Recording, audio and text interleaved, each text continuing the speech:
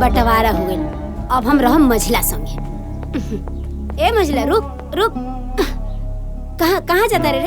हय अटैची लेके कहाँ जाए की तैयारी होता है? देख माई, कहा ना हम जाता नहीं नौका घरे में, और वैसे भी ना वहाँ से ऑफिस नजदीक बा। और एक बार बताए माई, यहाँ के मचमच से हम उबिया गइल बनी, हम ओजे शिफ्ट होता नहीं। ए मझिला, हम इधर रह के का करब रे तोरा बिना? हम हो के लेके चल। अरे माँ जी, यहाँ की तो कुछ बड़बड़ा नहीं, और वैसे भी वहाँ का माहौल बहुत खराब बा, और हमनी के खुद भाड़ा पर रूम ले बानी। जब हमनी के घर ले लेब तो रउआ के बुला लेब, ठीक बा? चल माई, हमने जाता नहीं। प्रणाम। सुना ना, ए मझिला संजय,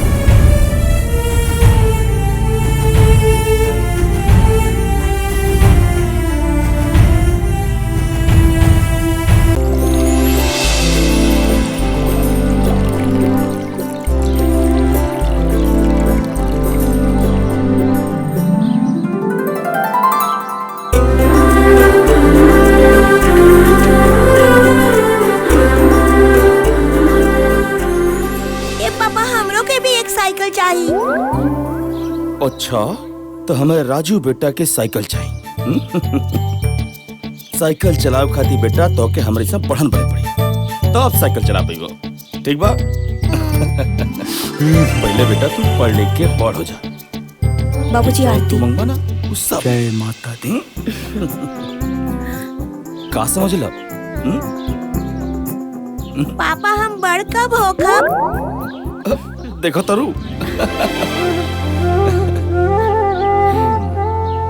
जा बेटा, स्कूल के टाइम हो गइल बा, जाके तैयार हो जा। जा जा। ठीक बा माँ। ए जी सुनी ना, एगो बात कहे के चाहता नहीं। देखी ना बाबू कितना दुबरा गइल बा, एगो ओकरा खातिर दवा ले आई ना। ठीक बा, हम शाम के दवाई लेके आए।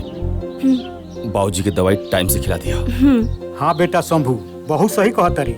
दवाई आज लिया दिहो, ना तो काल आज यहाँ काली माई तो दवाइयों जोहरे लगे। बाबूजी रउआ ऐसा काहे सोचे नहीं, रउआ आराम करी। अरे बहू, अब सोचला कि सिवाय बचले का बा, हूँ तहर सास ना सांप भी सांप। अब छोड़ो बाबूजी, सुनो। अच्छा ही मोहन कहाँ बा? रउआ तो जनबे करी नहीं, होइए अपन दोस्त लोग के साथ घूमत फिरत। ना जाने कब सुधरी।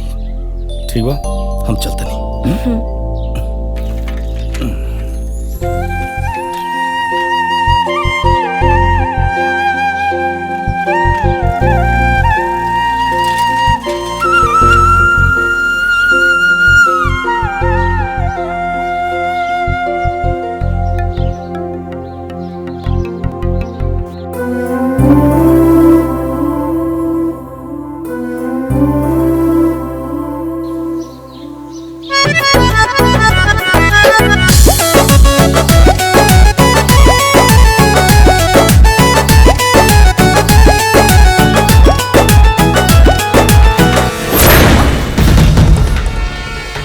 अरे ये का बदतमीजी है? ये बदतमीजी ना प्यार। और बदतमीज बड़ा तू लोग।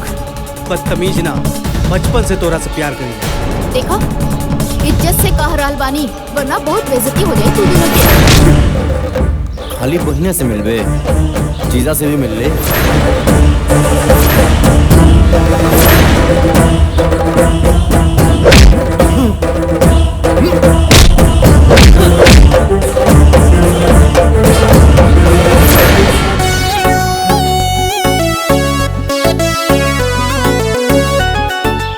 जरूरत है ओकनी के मार के दुश्मनी मोल लेवे के? अरे कैसन बात कहता रू? अरे केहू तरह के छेड़ी, हम देखत रहो।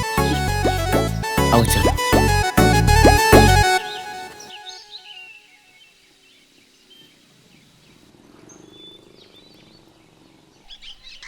रुका रुका रुका, घर आ गइल हमार।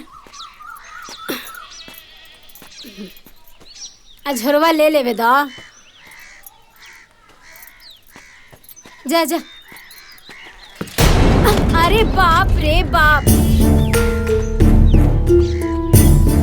ये हमारे इतना महंगा सब सामान गिरा दिलस। मनहूस कहीं के, जब से पैदा भइल बाड़े तब से नुकसान कर रहल बाड़े। भैया इतना महंगा सब सामान गिरा के रख देले। जायती न माँ जी, ना देखलस, ऐसे लाग गई हुई। अच्छा, तमारानी के मुंह में जबान आ गई। 4 दिन हम नैहर का चल गई नी। हाँ, मार है बनाव सिंगार करके खड़ा हो गलू है। भिखारी कहीं के तो के रखले बनू हम घर में नौकरी करे खातिर, महारानी बने खातिर नहीं। अरे रहे भी दो का रहे दी, भर भर छिपा खाए के बा आ दिन भर खेले के बा। और ये बिया एकरा कोनो काम धंधा बा नहीं। रखले रही कपार पे बैठा। बहू, एकरा बात के बुरा मत मनियो। कहल जाला कि कुकुर के पूंछ में कितनो तेल लगाओ तो टेढ़ा के टेढ़े रहेला, फिर कभी सोझ न होला। हुए हाल तारा सास के बाद।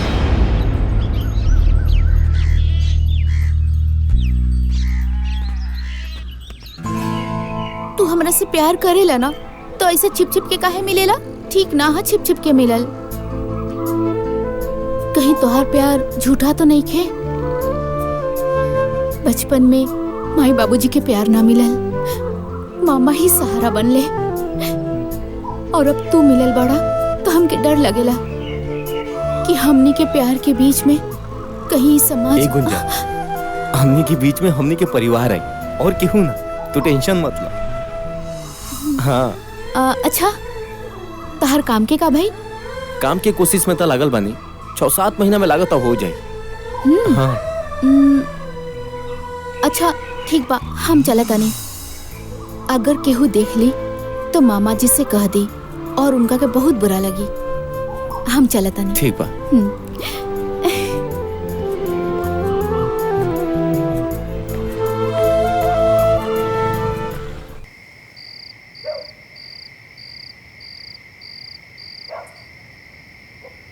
कैसन किस्मत बनौला भगवान हमार, जो हम अपने बीवी बच्चा के भी कोनो सुख नहीं दे पाओ।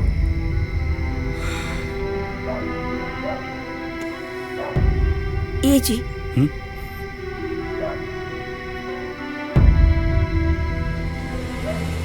रउआ काहे माई के बात के लेके इतना परेशान बानी?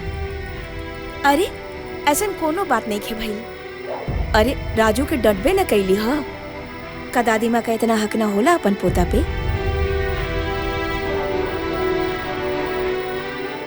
कैसे मिट्टी के बनल भारत हो।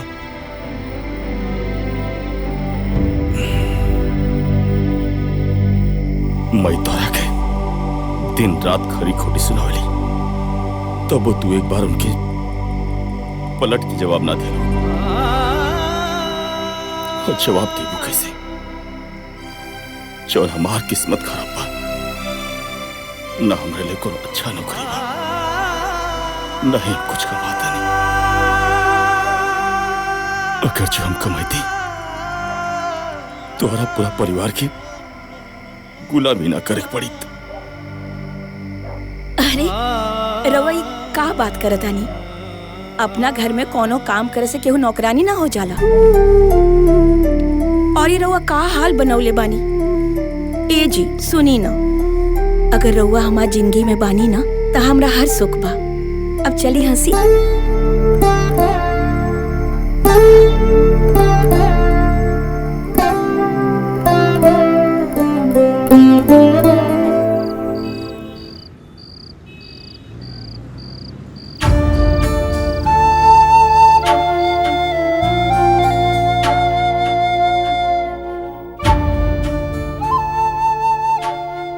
ए जी, इस साड़ी में गुंजा बिटिया बहुत सुंदर लगी ना? हाँ जी, एकदम गुड़िया जैसन लागी। पर एगो बात कही, जब वो घर से चल जाइहन नु, ई घर एकदम खंडर हो जाई। कैसे ओकरा बिना हम जियब बोली? हम तो मर जाए। हम कहीं ना जाए तू लोग के छोड़ के। और इतना का जल्दी बा हमरा के भगवला के? हम बोझ हो गइल बानी का मामा? अरे ना बिटिया, ऐसन काहे कहा तारू? बेटी के घर से विदा हो ही के पड़ेला।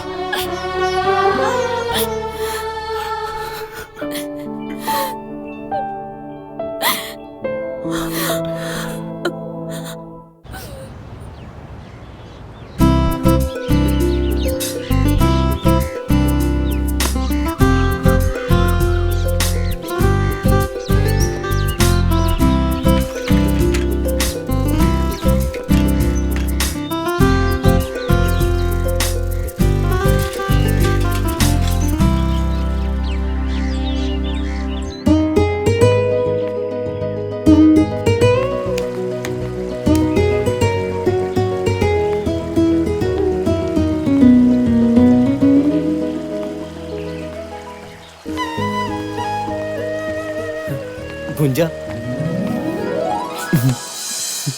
कैसन बाड़ू तू? मोहन हाँ हमरा के बहुत डर लगता। अब तो मामा मामी भी हमार शादी के बात करे लगलन का? और तोहरा से ई जुदाई सोच के ही हमार जान निकल जाए। ऐसे कैसे जान निकल जाए? तहार जान तो हमरा लगे बा। और वैसे भी ऐसा नबो तो हम कबो ना आवे दे। हम बहुत जल्द माई से बात कर ले। कब बात हुई? जब हमार डोली उठ जाई हम जात बनी। और हाँ, तारे से बात भी ना करब। ए गुंजा, गुंजा हमार बात तो सुना।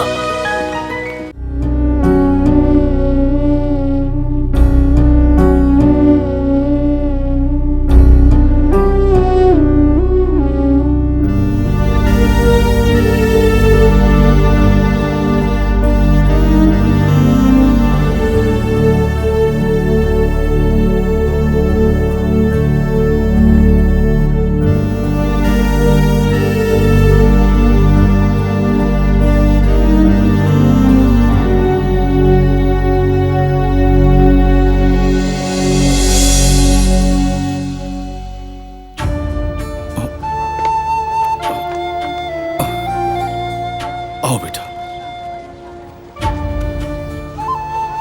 रहुआ एजा?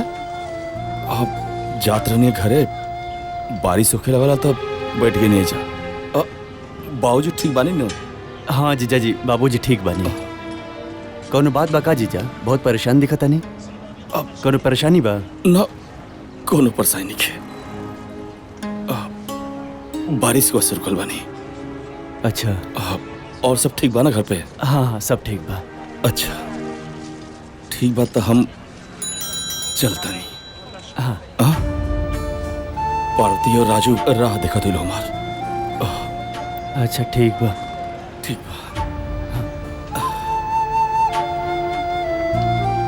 कोनो न कोनो जरूर बात बाटे। एकरा पहले जीजाजी कितना परेशान कब होने की देख ले।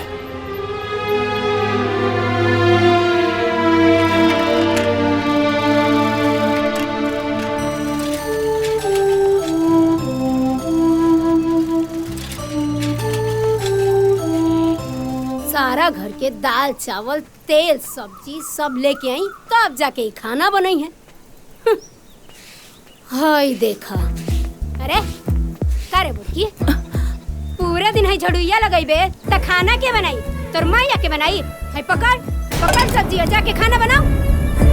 भूखे का पार फाटता हमार। सांझ हो गइल बा, समझ नहीं के अगत बेरी के टाइम भइल बा। खाना वाना बनाई, चूल्हा चौका जोरी, आग योग लगाई। हां है था पंखो लेके जाओ।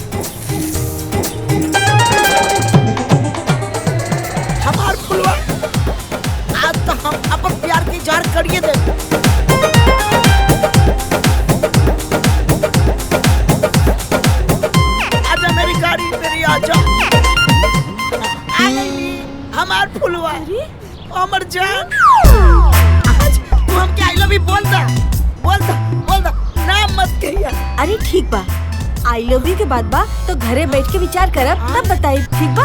घरे बतिएबो। अरे घर पे राय बात करब तब ही तो शादी हुई। अरे हमके बर्दाश्त नहीं के होता। अच्छा बर्दाश्त करा।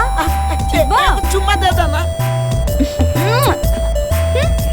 हम बताए। हाँ हमार फुलवा अब हम कैसे जिया? ठीक बा, जा जा। हम ही घर के गुलामी करे नहीं की आयल। ठीक बा? इतने रहुआ काम काज के चिंता बना तो एगो नौकरानी रख ली तब हमरा के बुलाए।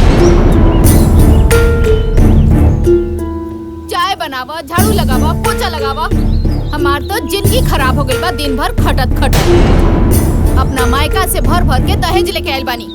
आ इतने रहुआ खाना पीना साफ सफाई के चिंता बाना तो एगो नौकरानी रख ली तब हमरा के बुलाए। अरे तू कैसन बात करता रू?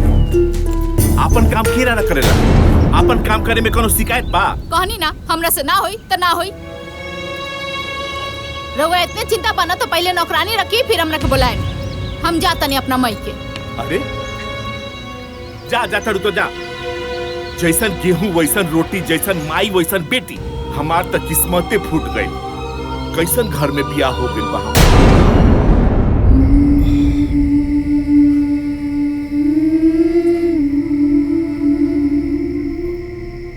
पार्वती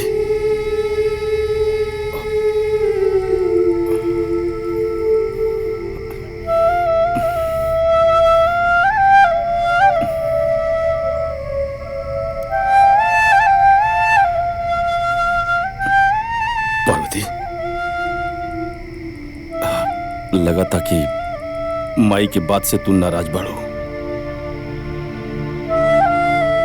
अच्छा तू हमसे नाराज बाड़ो काहे कि जब से तो के बियाह का खिलाड़ी बानी तो के आज तक हम कोनो खुशी ना दे पानी।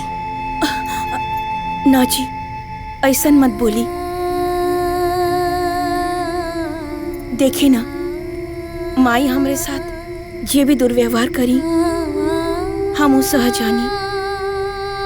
देखा पार्वती एक दिन माई जनवाना हमने की जरूर समझी और हमने प्यार भी करी। सब ठीक हो जाए। हमरा के तो बुझाता कि माई के प्यार हमरा के कब्बो नसीब ना होई। देखी ना बचपन में माई छोड़ के चल गई और जब ब्याह करके आई नी सास के रूप में माई मिली। लेकिन तू चिंता मत करो। सब एक दिन ठीक हो जाए। देख लिया। चल चल।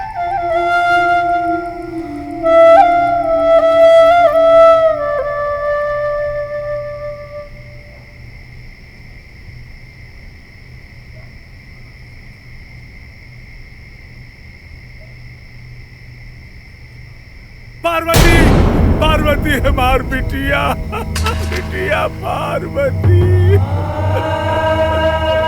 बाबूजी बाबूजी का बोल रहे हो के? हमार बिटिया कोनो बड़ मुसीबत में बिया। हमार पार्वती हमरा के याद करतिया। ए बेटा हमरा के ओकरा लगे ले चला बेटा। हमरा के ओकरा लगे। अरे बाबूजी बाबूजी रउआ कोनो बुरा सपना देखले रहनी है? अरे हम बानी ना जाके दीदिया का हाल खबर लेके आए बाबूजी। रउआ सूती बाबूजी। वैसे भी आपके तबीयत बहुत खराब बाटे। सुबह हम जाए दीदी के सारा हाल खबर लेके आए। हम बानी ना। रउआ काहे परेशान होता नहीं बाबूजी? रउआ सूती रउआ सूती बाबूजी।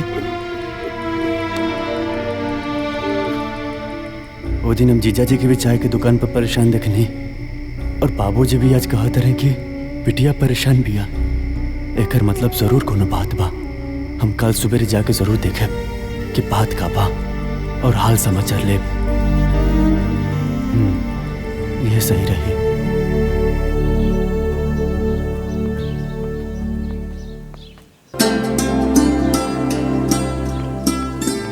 ये देख माई एजे सुतल बिया।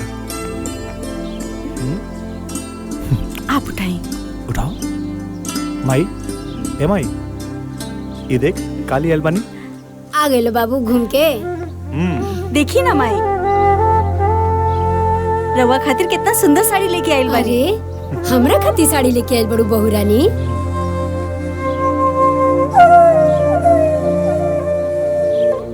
अरे वाह बड़ा नीक ले आइल बड़ू। एक रंग बड़ा सुंदर बा। अच्छा भैया खाली माई खातिर ले आइल बड़ा हमरा खातिर ना। अरे पागल। चाचा हमरा खातिर का ले आइल बनी? हाँ का लेके आइल बड़ा? जब देखा तब बाग के चल आवेला और गले लग जाला। जा अपन पापा से मांगा। जानवी लड़का से ऐसा ना बात करे के चाहिए। इला बाबू ये तोहरा खातिर। अरे का गलत कहत रही हो? एके अगर अपन शौक पूरा करे के बा तो अपना बाप से कहे। वो पूरा करी, ते काहे करबे?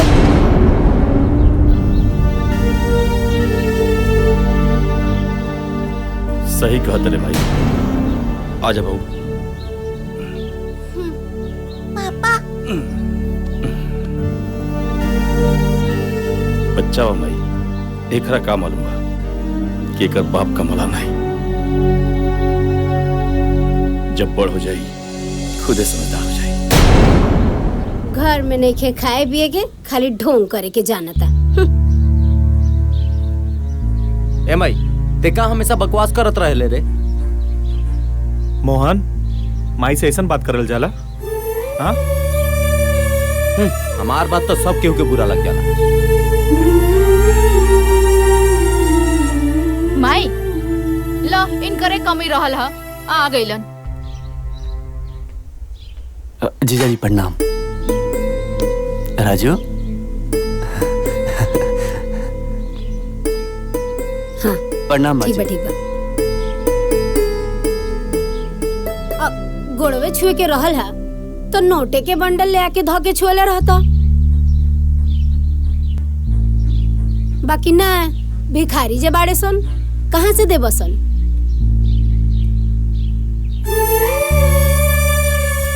आज तो कुछ देला ना, चल आवेला मुंह उठा के बहिन की है, लाजो ना लगेला।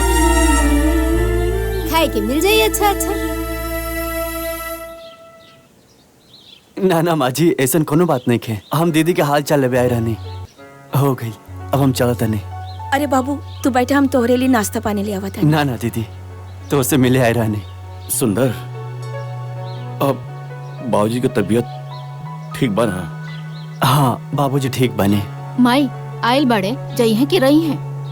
ना ना हम चल जाए। ठीक बा दीदी। ठीक बा माँ जी प्रणाम। हाँ ठीक बा।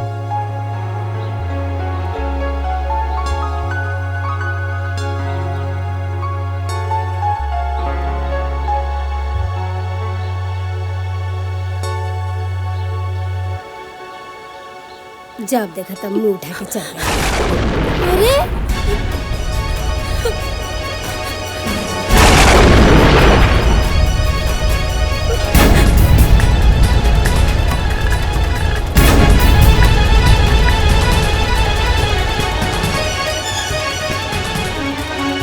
गजब नौटंकी बा। जैसे बुझाता कि हम मार पीट के इनका के जेले में रखे नहीं कर बड़का। देख तो एकरा के हम का बोल देनी कि भाग के चल गई। कतना ही नाटक करतिया।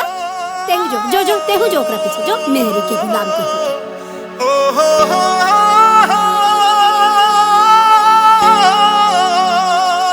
बाबूजी।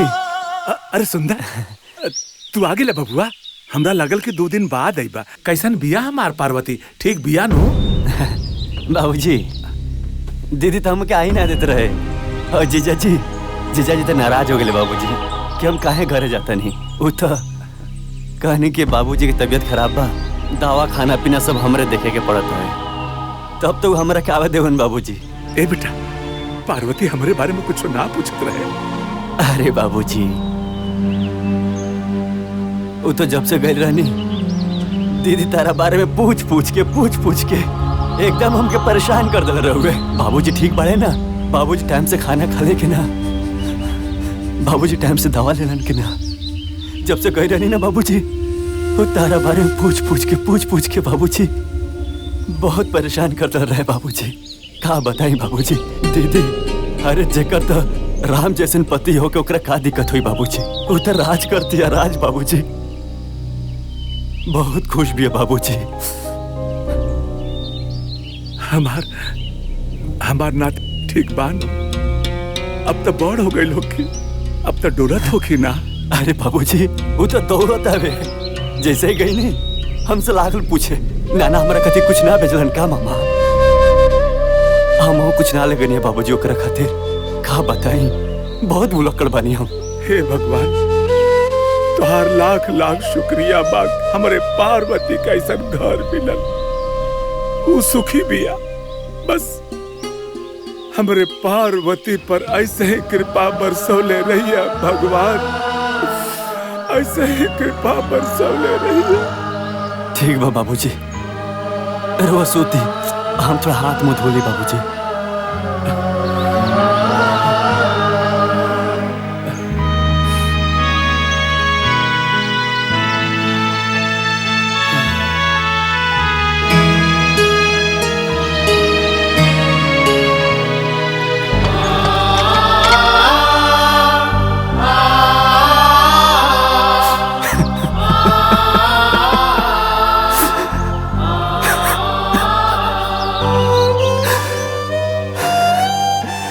क्या बताई बाबूजी।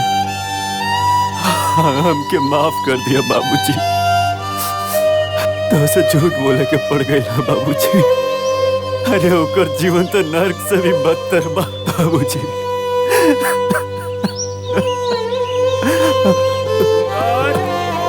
ए सुंदर। हाँ बाबूजी।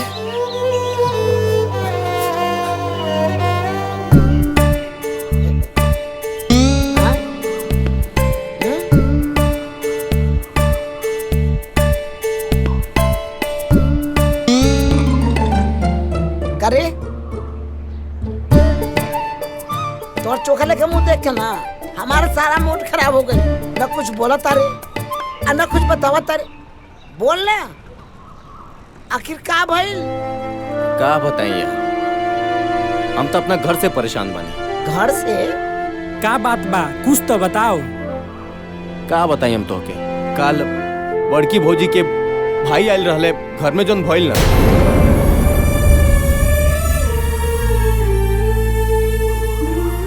बस कर यार, तोर दुख बड़ी कहानी सुनकर हमके रुआई आवता। एगो तो हम पहले से परेशान बानी, वही में एगो तो आ टेंशन। का बोल तारा के नहीं के जानते ऐसन का हो गइल?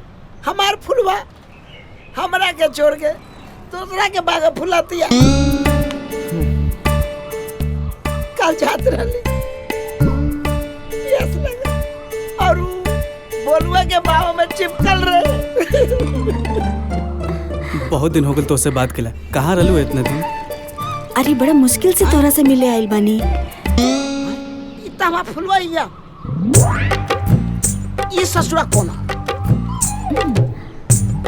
ये ससुरा फुलवा हमार गर्लफ्रेंड के साथे अरे हमर जान गुपचुप करत बा। अब तो हम बर्बाद हो गई। अच्छा चला कहियो। अच्छा चला। जो औकत बा एकदम ठीक नहीं के औकत हमार फुलवा। अब हम क्या करी तू बता।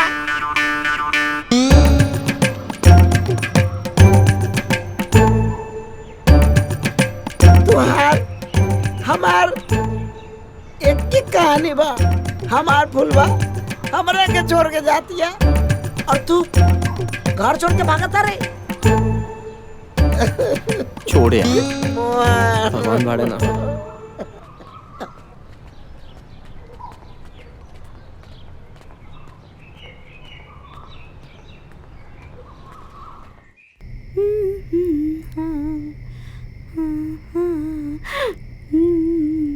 जानवी, आज बहुत सजरल बाड़ू। का बात बा बोला। हाँ देख, ये 10,000 रुपया घर के खर्चा खातिर दे दिया, ठीक बा। और हाँ, ये 5,000 रुपया तू रख ला डायरेक्ट तो हर पर्सनल। हाँ ठीक बा। और हाँ, इला 10,000 आपन नौका घर खातिर, ठीक बा। ठीक बा। और वैसे भी और अच्छा खासा पैसा जमा हो गइल बा, ठीक बा नु? ठीक बा। रुका। ये 5,000 रुपया तोरा साड़ी खातिर। हाँ। एक रखा, ठीक बा? ठीक बा, ठीक बा, ठीक बा।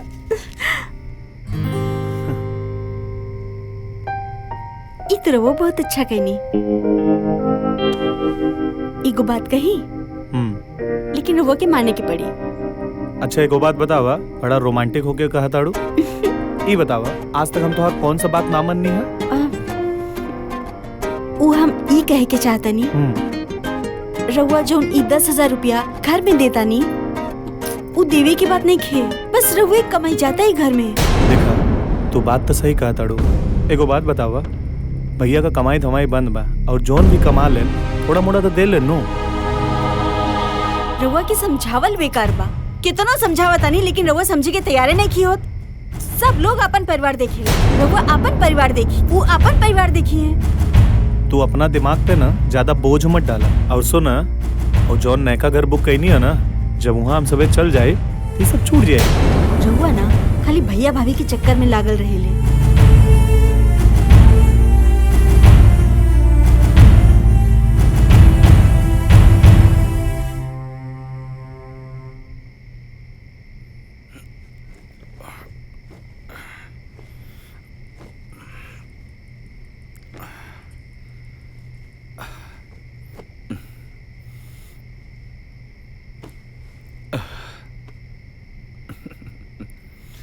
जल्दी सुतिए ना।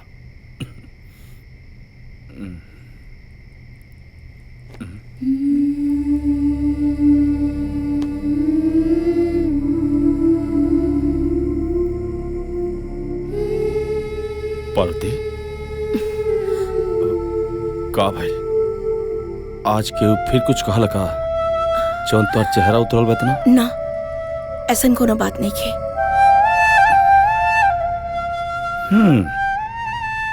जब तोहरा झूठ बोले ना आवेला काहे झूठ बोले लो? हाँ, हम सब जानता नहीं कोनो न कोनो बात तबा। बताओ हमरा से का भइला? अच्छा बताओ बात का भइला? उ कहा जी मजली बहू से संजय बबुआ कहत रहले कि वो अपना पत्नी के सैलरी देले हाँ। कहलन ह कि 10,000 घर के खर्चा, अब 5,000 तोहर पर्सनल खर्चा और 10,000 उ जो नौका घर खरीदा था, और ये 5,000 के तू साड़ी ले लिया। और वो कहनी है कि बड़का भैया तो कमाते नहीं खन, जौन कमा के देता रहा घर खर्चा वही से चलता, बाकी रउआ कुछ बुझाला ना। रउआ बारे में ये सब सुन के अच्छा ना लागल। पार्वती ठीक है तो कहता लो, उनका अपने और अपने परिवार के बारे में, उनकी भविष्य के बारे में सोचल कौन गलत थोड़ी बा, लेकिन यो सही कहता लो, हम उनके जितना कमात नहीं।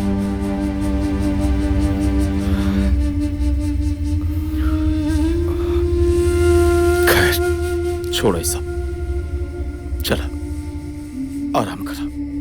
आओ चल अब सुतल जा, बाबू सुत गइल बा।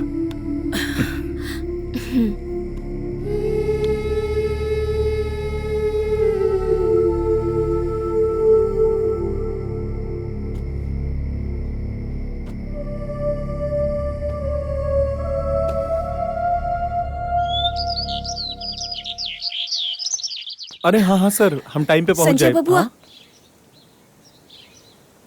नाश्ता तो करके जाई। गंवार का गंवारे रहबो का भोजी। और वैसे भी तोरा के देखे मालूम कि वो काम से बाहर जाला तो ओकरा पीछे से टोकल ना जाला। और वैसे भी जौन बनौती तू लगन के लागल बा ना,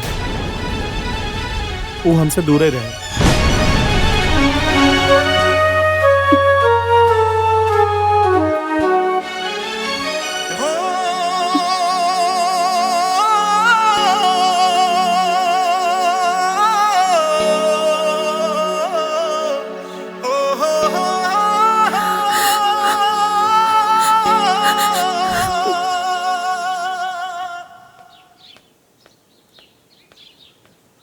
का हो अभी ले खिसियाइल बाड़ू? चला घरे चला। हम रउरा से कहले रही ना कि जब तक नौकरानी ना आई हम घरे ना जाई। वैसे भी पूरा परिवार के खाना हमरा से ना बनी। अरे अब तहरा से अच्छा हम कहाँ से खोज के लिए आई?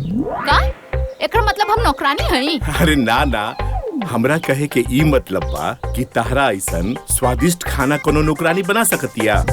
अरे बाप रे बाप, आज तो हमार जबाने फिसल गई रहल। अच्छा बाई खिसियाइल ना। का कहनी हा?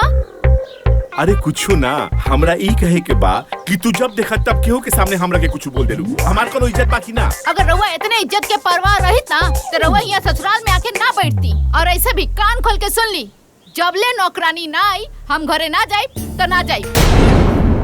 हे भगवान, अब एकरा के समझाओ।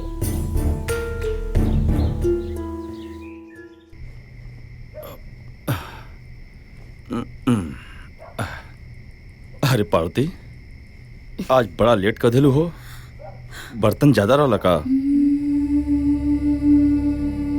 अरे का बात बाटे, तो हर चेहरा कहे इतना उतरल बा? अरे तोहरा तो बुखार बा हो। ना ऐसन कोनो बात नहीं खे, थोड़ा सा बुखार बा ठीक हो जाई। थोड़ा सा बुखार बा ठीक हो जाई? हाँ तोहरा अपन परवात कोनो करे नहीं। तू हमके बतौल तो डॉक्टर के पास जाके दवाई दिला लेती। हाँ एक काम कर, चलो बैठा सुता तू आराम कर। चलो चलो आराम कर बेटा, बेटा आराम से बेटा।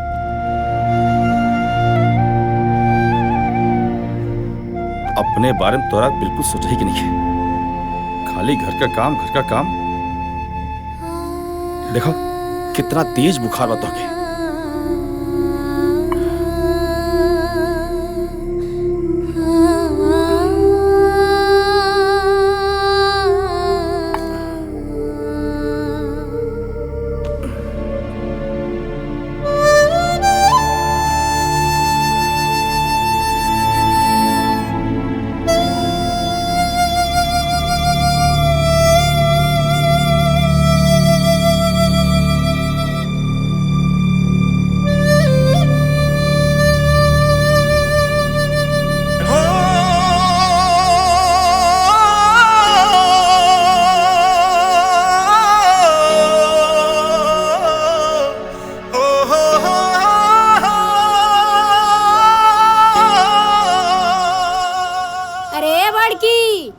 बिखरनिया पता नहीं कहाँ बिया, चाय पानी कुछ ना मिलला। घाम चढ़ गइल कपार पे, लेकिन चाय पानी नसीब ना भइल। अरे चुप करा, जब देखा चाय चाय दिमाग खराब कर देवेलू। चाय बिना ना हमार कपार फटता। रोवे चढ़ल बनी कपार पे बड़का बेटा पतो। भैया ए भैया, भौजी के काहे ना समझावेला? हाँ सवेरे सवेरे हमारा के ड्यूटी जाए के रहेला, ना नाश्ता बनल बा खाना।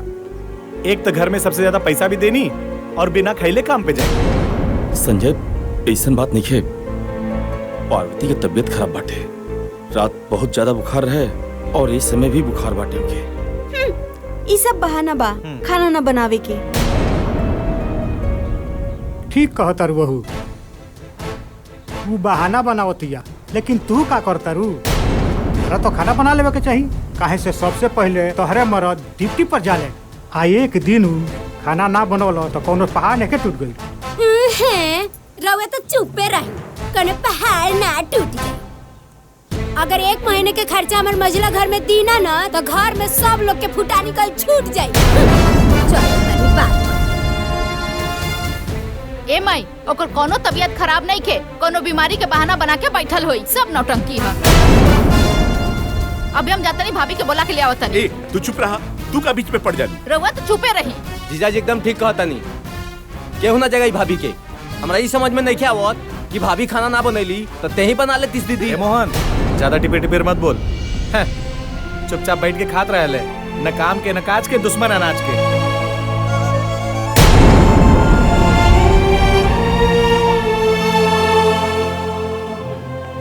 भैया हमरा के जॉन बोले के रहल हम बोल देनी है, दोबारा ऐसा ना होके के चाहिए। चलो खाना बनैला के अलावा और कामे का बदी दी के पड़ गई रउआ करेजा में ठंडक। अब हमार लड़का भूखे ऑफिस चल जाए।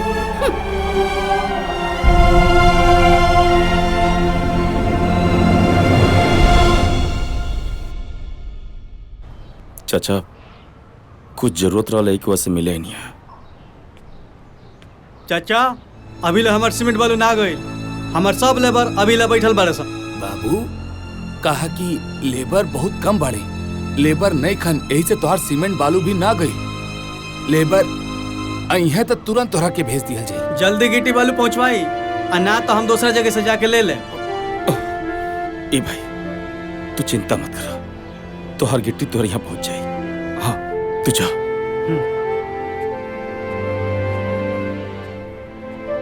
ए चाचा अगर वो कहीं तो गिट्टी बालू हम भरते नहीं, हमारी जरूरत भी पूरा हो जाए और आपके हमके कर्जा भी ना देख पड़ी। बाबू इससे बढ़िया का हो सकेला, हमार काम भी हो जाई, तार मजदूरी भी बन जाई। ठीक बा चाचा।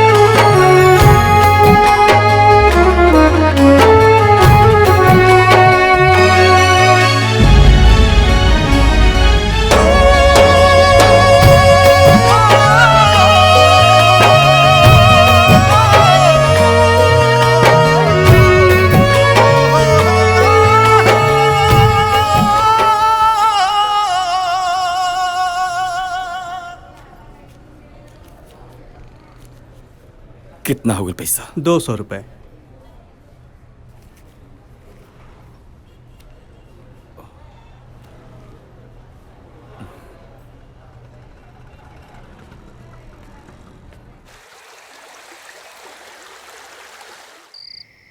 ली देख ली मरचा के ठूट कुल ऐसे ही पड़ल बा, कुछ साफ नहीं के कैले।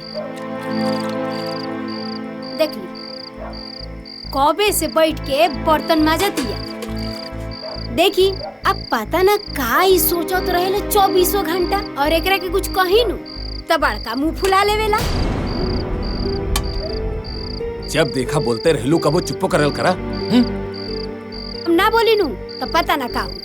एगो मझला हमार कितना कमा के ऊ कमा के ले आके देत रहो, आई सब लोग बैठ के खात रहो। हम कुछ कहे नहीं तो रउआ बुरा लग जाला।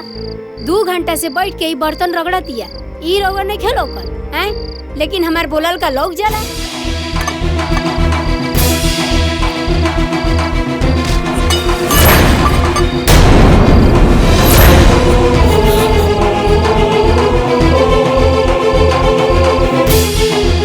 एकरा का हो जी, ई काहे बर्तन पकड़ ए जी ये का करत आनी जी? कुछ मत बोलिए।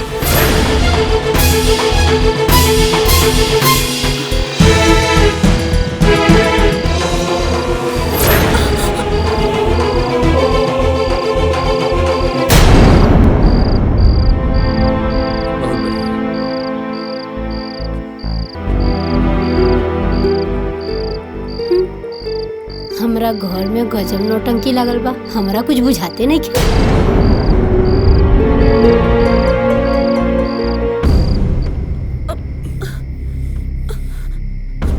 बेटा सुनी ना हमार बात। एकदम चुप रहो।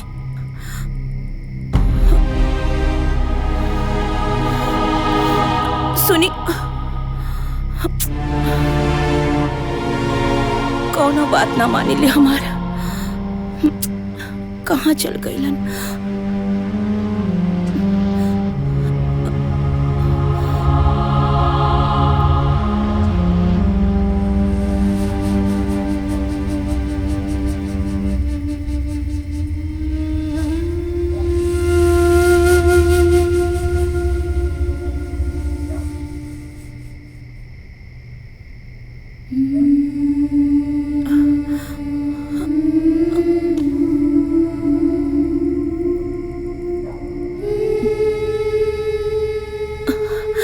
हमरा भूख नहीं खेला। खा लो चुपचाप, खाना खा। तो के मना कर ना, तोहार तबीयत खराब बात हो काम नहीं करके, लेकिन तोहरा हमार बात तो सुने के बा नहीं। तो कुछ हो जाई तो तू हमार बात खाई सुनबो। अपने मन का खरी तोहरा करे बाटे।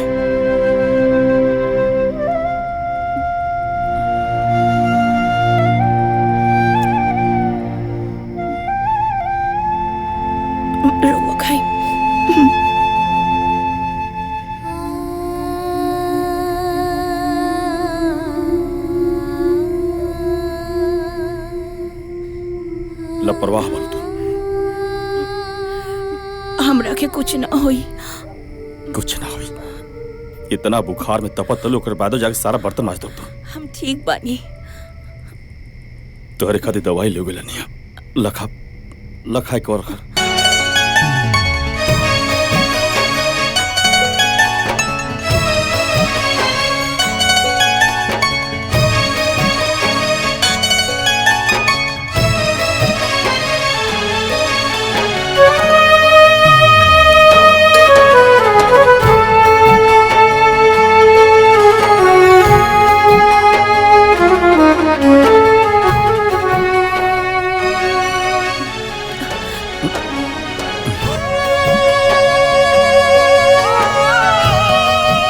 दवाई खा के चुपचाप आराम करो। अपने ही घरवा पराया जैसन लागे, अपने ही घरवा पराया जैसन लागे, केकरा से कोई दुख अपन कहाँ जाके करिए परा ताना बाना सुनी सुनी हो खेला बिहार ताना बाना सुनी सुनी हो खेला बिहार।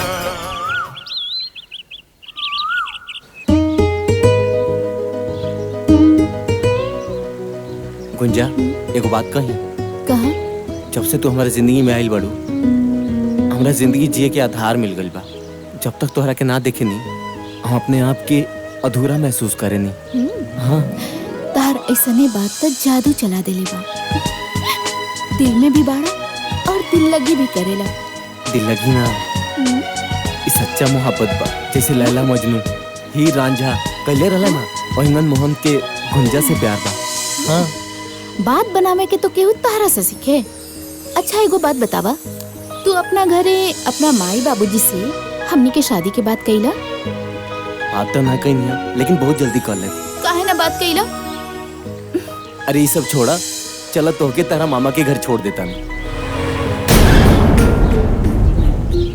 अरे इतना गुंजा हिया बाकी तो कॉलेज गल रही और ये लड़का के है जेकरा साथी बात करता रही।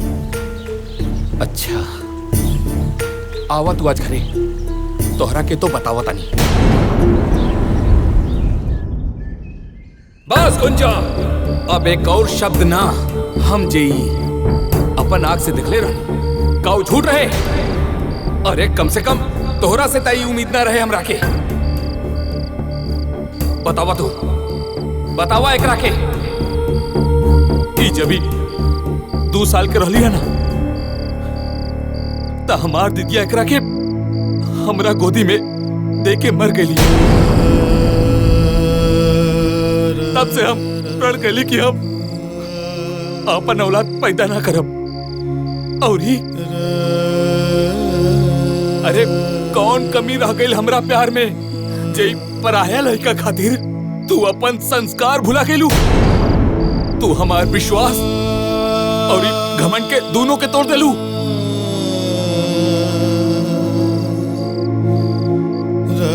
ना मामा जी हमरा और विश्वास और संस्कार कुछ नहीं की भुलाई। रउआ जौन कहब हम उहे करब लेकिन ऐसे ना बोली। तो कैसे बोली आए?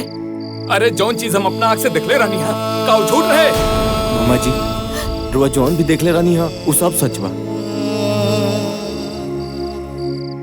हम गुंजा से प्यार करेनी और इनके से शादी करब। अरे बचवा तहरा देख के ना हमरा मालूम बा, हमरा लगा था कि तू बहुत बड़ खानदान के बड़ा। बाकी तोहार खानदान और हमारा खानदान में बहुत बड़ा अंतर बा।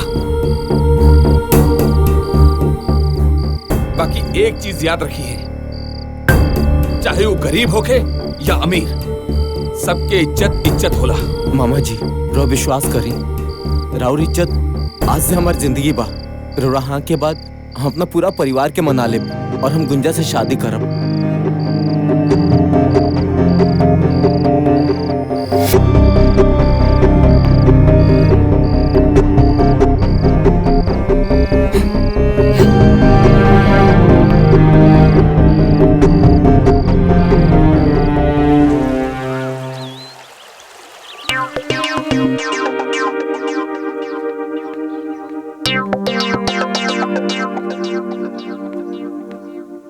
ए भौजी भौजी। अरे देवर जी का बात बा, आज बड़ा खुश लागत आनी। ए भौजी उ का बात बाकी रवा से एगो बात। ए भौजी एगो लड़की से हम प्यार करेनी, ओकरा से हम शादी करके चाहतनी। सुनी भौजी माई से बात करी ना रुआ शादी खातिर। पहले ई बताई कि ई गुंजा के है जी, कहाँ रहेली, उनकर माई बाबूजी का करेलन? ए भौजी सुनी ना, उनका घर के सब लोग तैयार बा, बस रो माई से बात करी ना शादी करे खातिर। प्लीज भौजी बात करी ना भौजी। हाँ ठीक बा। बाकी रउआ तो जनबे करेनी हमरा पे अम्मा जी हमेशा जरल रहनी, फिर भी सही समय देख के हम बतिया ले। हाँ भौजी बतिया ले प्लीज। ठीक बा भौजी चली दिए कपड़वा लेता नहीं हम चली। अरे वाह देवर जी। बड़को अरे महाराज लड़की बहुत सुंदर बिया, ओकर घर दुआर भी बहुत बढ़िया बा। उ लोगन के कोनो चीज के कमी नहीं खे। प्रणाम पंडित जी। प्रणाम प्रणाम। लीली पंडित जी मुंह मीठा कर। हाँ हाँ लेता नहीं। हो पनिया दो। का हो ठीक बाड़ा नु? पंडित जी तो बुझाता कि तोहर ब्याह कराइए के मनी। जीजा जी रुआ तो पता बा, ऑलरेडी हम गुंजा से प्यार करेनी, उनकरे से शादी करब।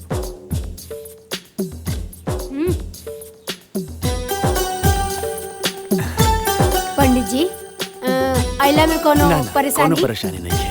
अच्छा तो तनी तो जौना काम खाती आइल बनी उ करी, फोटोवा दिखाई। अच्छा अच्छा दिखाओ तनी। ना जी। ई बाटे, ई देखी चाची जी लड़की के फोटो। लड़की तो सुनर बिया जी। हाँ हो ठीक बिया ना? ठीक बा। सुंदर बिया, संस्कारी लागत बिया। बताई दान दक्षिणा तनी। दान दक्षिणा के तरह चिंता मत कर। इनकर बाप दक्षिणा दिहन रहुआ के 3 लाख रुपया। 3 लाख? लड़की सुनर ना लागल हमरा। अच्छा तो कोनो बात ना बा जजमान, ई देखी। अच्छा ठीक, दोसर बढ़िया दिखाई। जिया जी तनी माई से बात करी ना। ए साले जी तहार दीदिया के सामने तो हमार कुछ चलेला ना, उ कड़क सास के सामने हमार का चली? भाभी भाभी तनी सुनी ना। का मोहन बबुआ का बात बा, बोली ना। ए भाभी माई से बात करी ना, गुंजा से शादी करे खातिर। देखी बाबू अब हमरा से कुछ ना हो पाई, अब जॉन करे के बाद रउआ करी। ठीक बा हम चलत नहीं। ए भाभी बहुत बड़का घर के लड़की बिया, और दूसर बात माई बाप के इकलौती बिया, सब रौरे धन बा। दक्षिणा के तो चिंते छोड़ दी, लड़की जब इकलौती बिया तो सब कुछ तो रौरे नु बा। 10 लाख रुपया आपके मिल जाए। का? 10 लाख रुपया आपके। 10 लाख मिली? अच्छा और का मिली? ठीक बिया, अब मुहवा तो सुनरे बा। इतना मोट लड़की से शादी हुई हैं? आपन लड़का कितना स्मार्ट बा, मोट लड़की से शादी हुई। आ तोनी मोट बिया त का होई? आ इतना बड़ घर में आई तो दिन भर चली दौड़ी चिड़ै लेखा फुदूकी, और हम प्यार से ओकरा के चला चला के दुबरवा दे। लड़कवा के देख लेती। का? रउआ हमार लड़का देखा? लाखों में एगो बा हमार लड़का। ए जी रउए कोनो उपाय लगाई ना, हम गुंजा के बिना ना रह पाई। प्लीज जिया जी कुछ करी। ठीक बा, अब बुझाता हमरे कुछ करे के पड़ी।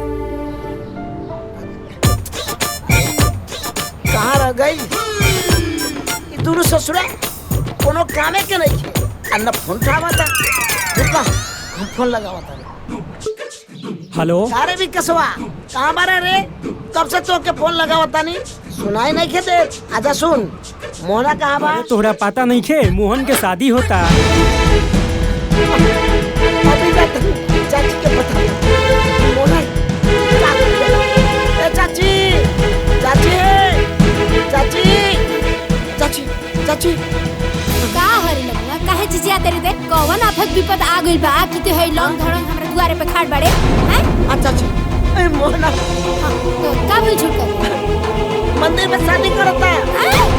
बियाह कर लेलो से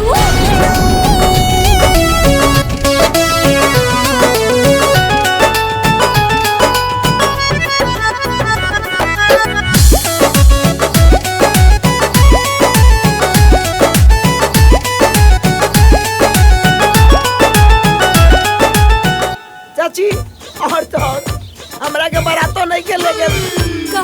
हाँ हमार सब धन लुटा गइल, आ तोरा बाराती के पड़ल बा। मोहन बियाह तो कर लेलो, अब चाची के कैसे समझाई? अरे जो होई तो देखल जाई। जिया जी बानी ना। अरे अरे अरे और के तोरा देहला। अरे अरे अरे ए भाई, अरे अरे अरे बाप रे, अरे का भाई? अरे ए भाई, अरे काहे मारता रे एकरा के? अरे अरे अरे अरे कुछ तो बताओ। घर में रहबे पता कर दे, तब नु पता चली कि का भई। अरे जब बताइबे तब तो पता चली। भाग गई। अरे तोरा कुछ पता बा? अरे जब बताइबे तब ना मालूम पड़ी। अरे छोटका नु बियाह कलश मंदिर में जाके बियाह आवे दे ओकरा के घरे। आज ओकर टंगरी तोड़ देब हम।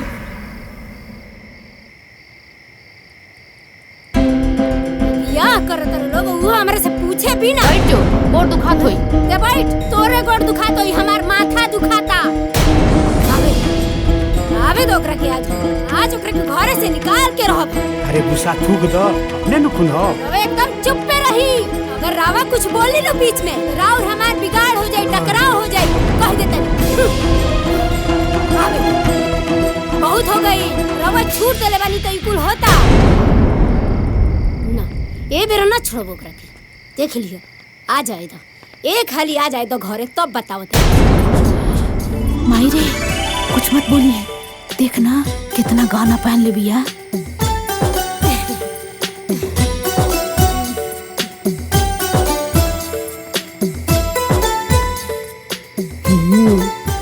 गाना तो खूब भारी पहन लिया।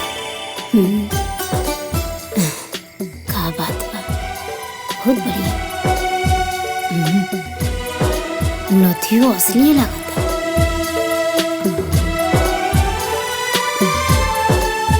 ये हमार बेटा।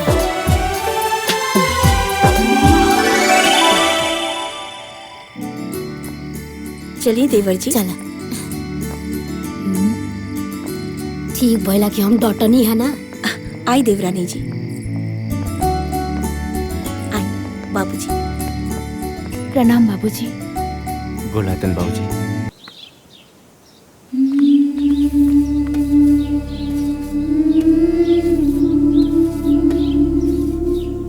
और देख माई, आधा बर्तन धोत या आधा बर्तन रसोई में पड़ल बा। आधा धोत या आधा रसोई में बा? हाँ।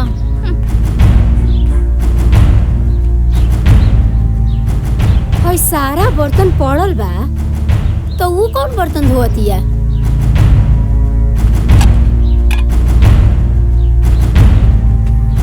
खेली, खूब खेली, रौरे खेला जरूरी बा।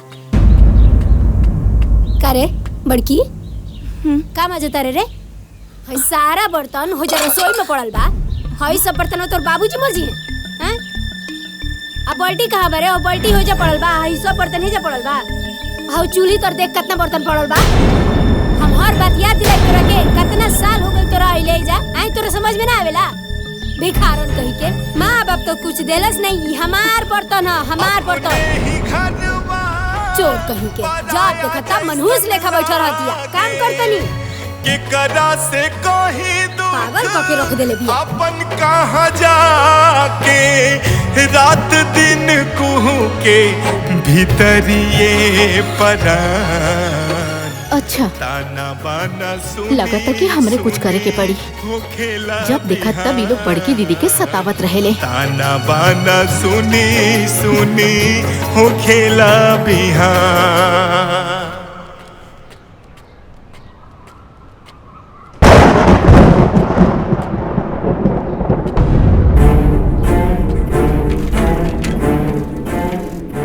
शंभू बबुआ, अरे वो शंभू बबुआ, शंभू बबुआ।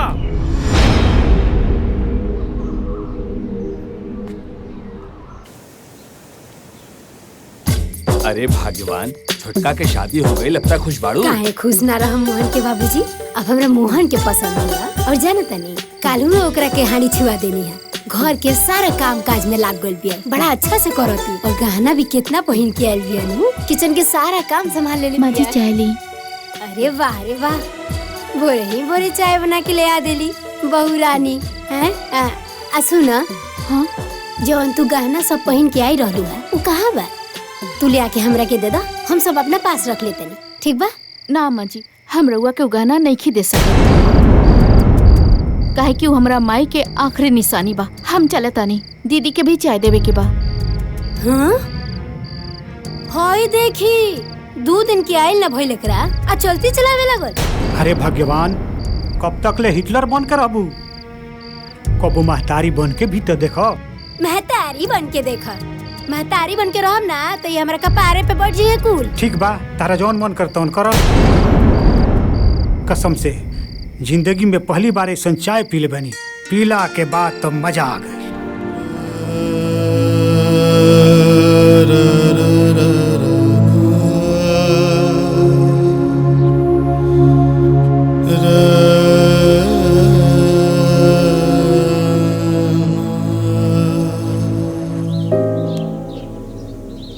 तू जब से हमार जिंदगी में आइल बड़ू हमार जिंदगी सुधर गइल बा। बस ऐसे ही साथ निभावत रहा। सुनी ना, ई तो हमार फर्ज रहला और रउआ साथे 7 फेरा जो ले ले बानी तो पूरा तो करे के ही पड़ी ना। सुंदर,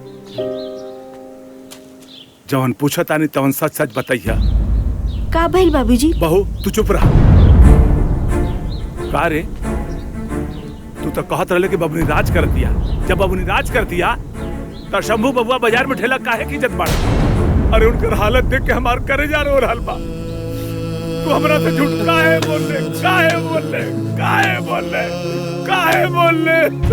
अरे बाबूजी, हम दीदी के घरे गइल रहनी, ओकरा घर के हालात देख के हम का करी बाबूजी, हम खुद टूट गए अंदर से। बाबूजी ऐसे भी और तबीयत खराब रहेला बाबूजी, रहो के बर्दाश्त कर पौती बाबूजी, यही सब ना बताओ।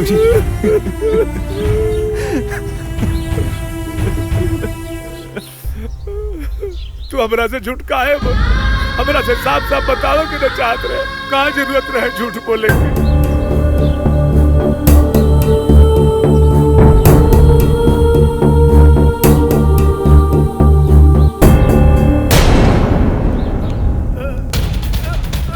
बाबूजी, बाबूजी, बाबूजी, बाबूजी, बाबूजी, बाबूजी, बाबूजी, बाबूजी, बाबूजी, बाबूजी, बाबूजी, बाबूजी। अरे का बोल रहा? चाचा, ए चाचा, सुंदर भैया, का हो गई चाचा के? का हो गई?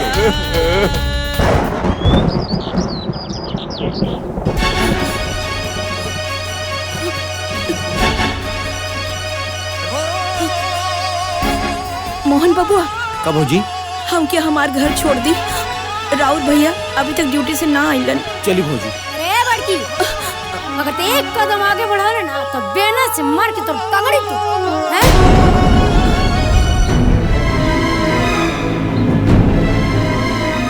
अरे मारे वाला तो मर गए, ते के जाके जिंदा कर देबे। जब देखा तब, अरे तोरा तो नैहर जाए के बहाना चाहिए। नैहर जाए बड़ी आइल बड़ी नैहर जाए। चुप करी माँ जी।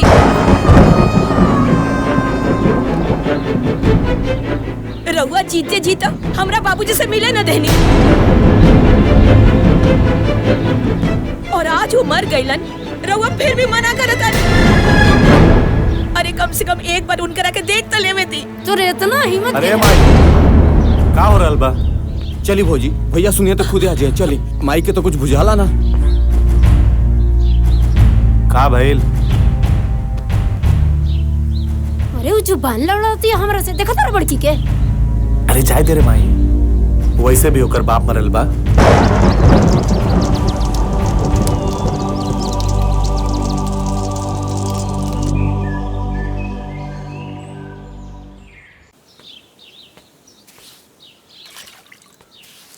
बाबा, मम्मी कब आई? अरे आवते हुयन बाबू।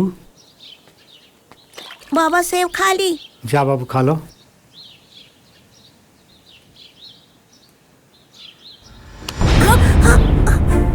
सेव खेबे?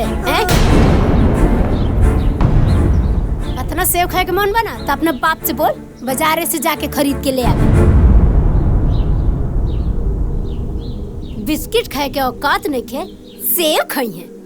तेरे बाप 1 रुपया कमाइए ना, अब बेटा चल बड़े सेव खाए। चल भागी से, भाग।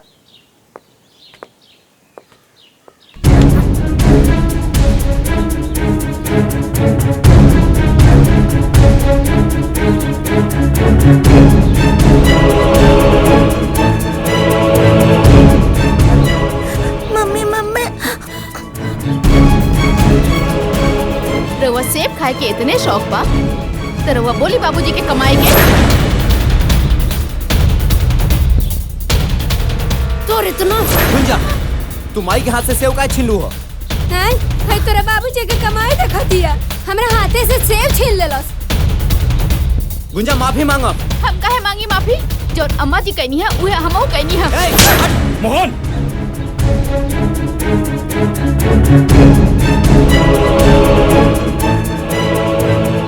दिमाग खराब हो गया का तो?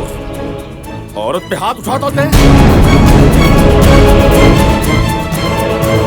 अच्छा भैया, ई जौन माई के साथे कैली है उ सही बा का? ए तू चुप रहा, तू का बीच में पड़ जालू। रउआ तो चुप रही, जब देखा तब बीच में टपक जानी। इनकर इहे उपाय बा जौन मोहन बाबू करत तारे। वाह रे भैया वाह। अगर तो हर सगे मातारी रहती तब वही बात बोलता। संजय ते कहल कहा जाता है वो हमार मायना है। अरे ना रे बड़का, अरे ते हमरा कोखी से पैदा ना हो सकेलिस, तोरा जैसे औलाद हमरा ना चाहिए। सही कहता तुम। शंभू जैसन आदर्श लेका तोरा कोखी से पैदा ना हो सके।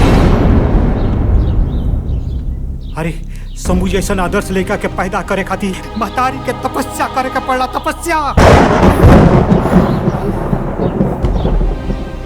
जौन की तारा से ना हो सकेला। बाबूजी आप चुप रहे, मत बोली बीच में। माई हमरा के अपन बेटा माने न माने, संजय अपन भाई माने न माने, लेकिन हम संजय के अपन सगा भाई माने नहीं और माई के माई। अरे ना ना रे, हम तोर माई ना हई, बिल्कुल ना हई। अरे तोरा ना ए घर में रहे के बा, यही से ई ललो चप्पो वाला बात ते करत रे। काहे से कि तोरा तो कमाए धमाए के बा ना। अरे ते ए घर के खर्चा का चले, ते तो अपना मेहरारू और लड़का के खर्चा चला लेना, तो उहे बढ़न बात बा। ना माई, ना तो मैं घर में रहे खाती कुछ बोलता नहीं और ना ही केहू के डर से। हम तो बाबूजी खाती चुप बने,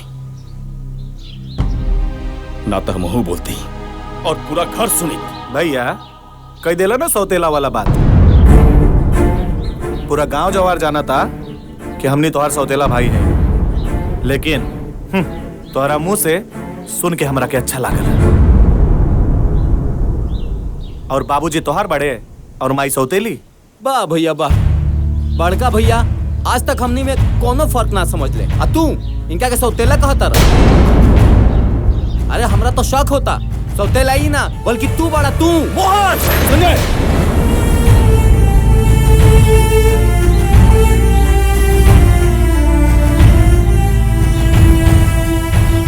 कहा ना जेकर पैसा लागेला ना ओकरा के ही पता चलेला ओकर दर्द। और वैसे भी अभी घरे में जे कमाई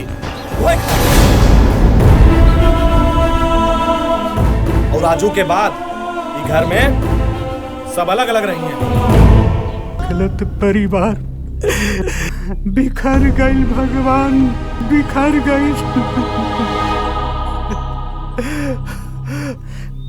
कबो सोचले भी ना रहनी कि हमार हसत गलत परिवार बिखरी।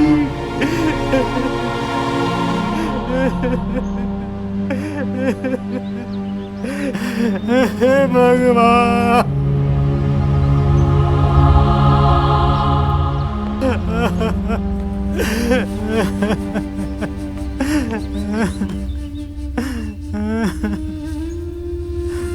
बाबूजी माई हमरा के भले सौतेला समझे, लेकिन हम आपके आपन खून है ना। बोली बाबूजी, बाबूजी आप जन बाना हमने साथे रहो, हमने साथे। बाबूजी हम जब से ही घर में आयल बानी, माई के भी प्यार रउए से मिलल बा और हमने की रउए बिना नहीं खे रह सकत। बेटा ई आत्मा तहनी लोग के साथे बा, लेकिन बेटा ई शरीर तारा माई के साथे रही। कहे से हम उनका से शादी करके ले आई वाली, शादी करके अब तक ई शरीर मरला के बाद ही अलग हुई। बेटा मरला के बाद ही अलग हुई।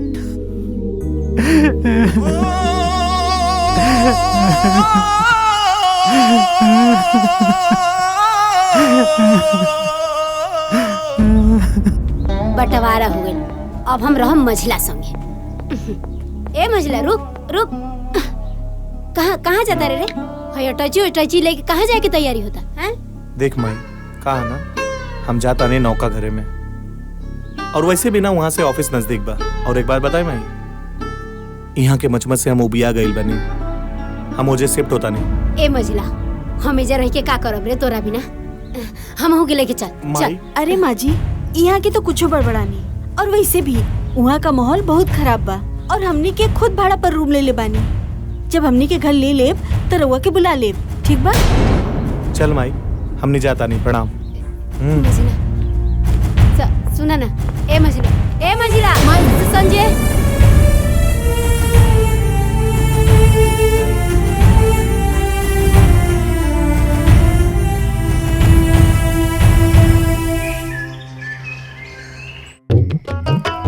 इहे दिन देखे के बाकी रहला हमारा बुढ़ौती में कि मैं चूल्हा फूकी खाना बनाई। बेटी एगो बिया, पता ना कहाँ बिया। का हो शंभू के मम्मी, सुबह सुबह खाना बनाओ तरू? अरे चाय बने तू तो पी लेती तो मूड फ्रेश हो जाई। रौरा के तो चाहवे पड़ल बा। हाँ, दूध में काम करी का? एक बार चाय बनाई, एक बार खाना बनाई, खाना बनाओ तरी उहे रहो खाली। इहो हमरा बस के बात नहीं के। अब जाके हम चूल्हा चौका फूकी। ए समय में, ए उम्र में बेटा पतोह वाला हो गई नी, 3 गो पतोह आ सास खाना बनावतिया। तने ठीक से डालो तनी तेलवा, एकरा बाबूजी के निमन लगी खाए में।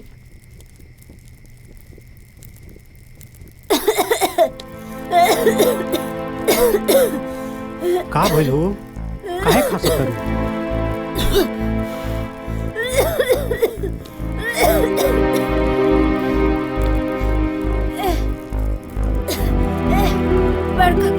बाबूजी। अरे शंभू के मम्मी, ये का हो गई? बहू, अरे मोहन, देखो तो तारा माई के का हो गई? अरे माँ जी का हो गई? माँ जी के का हो गई? का हो गई? संभल के। ध्यान से, ध्यान से।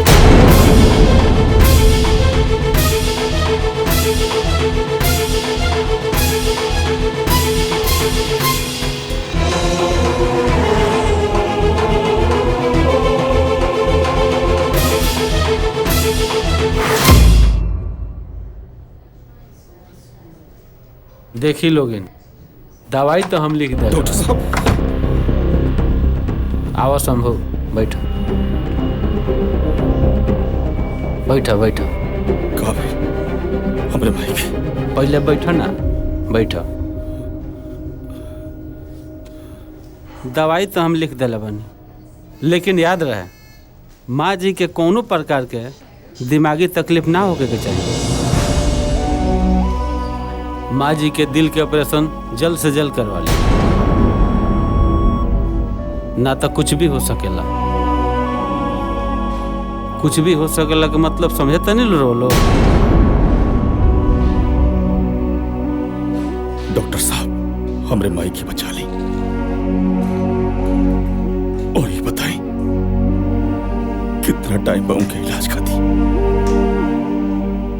आप पैसा चिंता मत करें, हम अपने आप की बेच दे, लेकिन पैसा का इंतजाम जरूर करो। हमके ही बताएं कितना पैसा लगे उनके इलाज में? हाँ डॉक्टर साहब, जौन भी बात बा साफ साफ बता दी, कहे कि माई के इलाज में कोनो कमी ना रह के चाहिए। हम तो रउआ लोग के हालात जानता नहीं। रउआ लोग मात्र 5 लाख के इंतजाम करी। 5 लाख रुपया? अरे इतना पैसा कहाँ से आई? बाबूजी, अब चिंता मत करें, हम कहीं न कहीं से 5 लाख का इंतजाम जरूर करो। देखी, रउआ लोग बाहर जाई, हम यहाँ से कुछ अकेले में बात करे के चाहता नहीं। आई बाबूजी।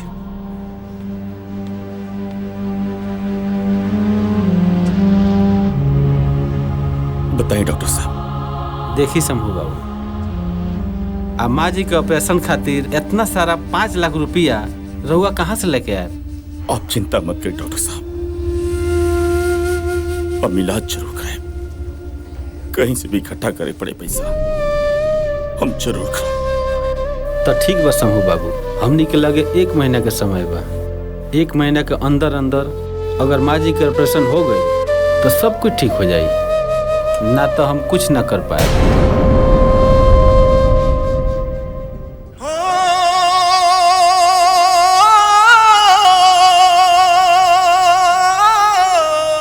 ठीक बा डॉक्टर साहब।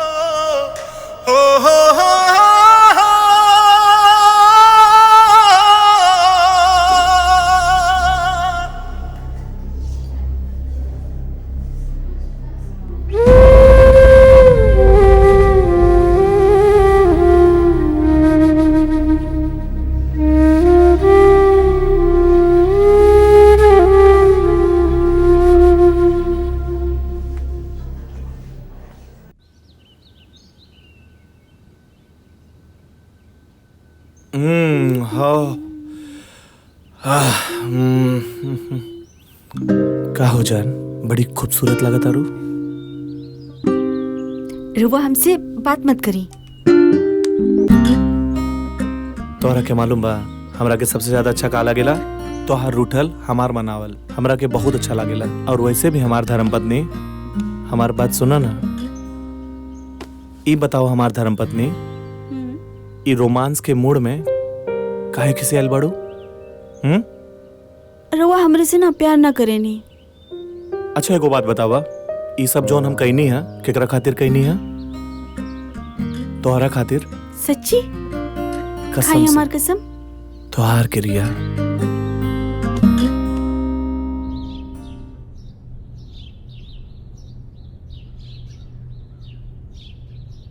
ए मोहन के बाबूजी, हमरा का भइल बाजी?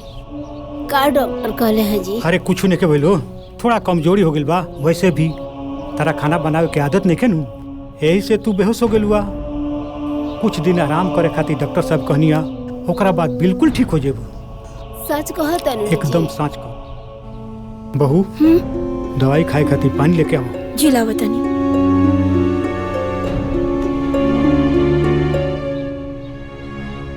टेंशन मत करो, दवाई खइबू ठीक हो जाइब नु। हाँ ठीक हो जाइबू। ई काहे जाइल बिया जी? ई तो अलगे हो गइल बिया नु। वैसे भी एकर छुअल हम पानी ना पियो। हमार मझली आई नु, वो हमार ख्याल रखी। अरे तू काहे ऐसा बोलता रू? दुख तकलीफ में अपने लोग काम आवेला। ठीक बाजी।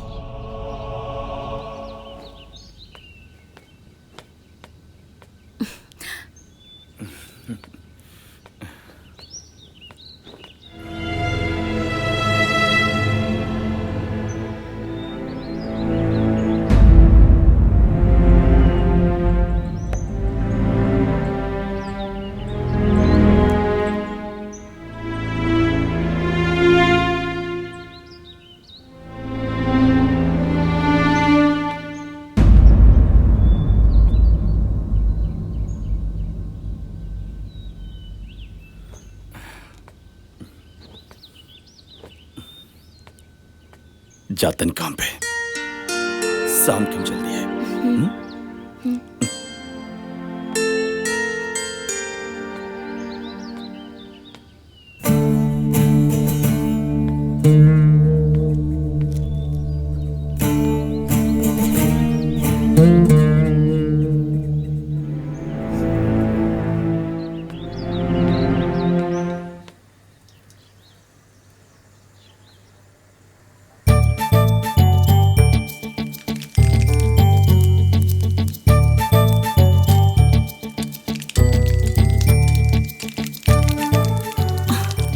बैठल बानी, जाई ना। दीदी देख ली है तो का सोची है? अरे केहू ना कुछ सोची, सब लोग अपना काम में बिजी बा। रउआ समझी लेना। तार हेल्प करता नी। डालो जल्दी बनाओ, माई के दवाई भी खियाए के बाटे। हो ये गेल बस, तनिक देर में हो जाई।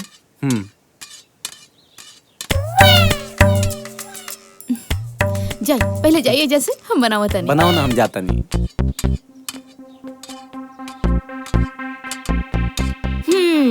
का देवर जी, आज तो रउआ लौक गई नहीं। अरे तनी छोड़ दी। ठीक बा भाभी। अरे बबुनी, ये बतावे ये कौन ची का दवा? ई केकर दवाई है दीदी? हम बतावा तनी, पहले ये बतावा कौन ची के दवा है? ई रवा के कहाँ मिलल? अरे हम बता दे, पहले बतावा कि कौन ची की दवा है। ई तो कैंसर के दवाई है। कैंसर की दवा? का भाई? ना कुछ ना।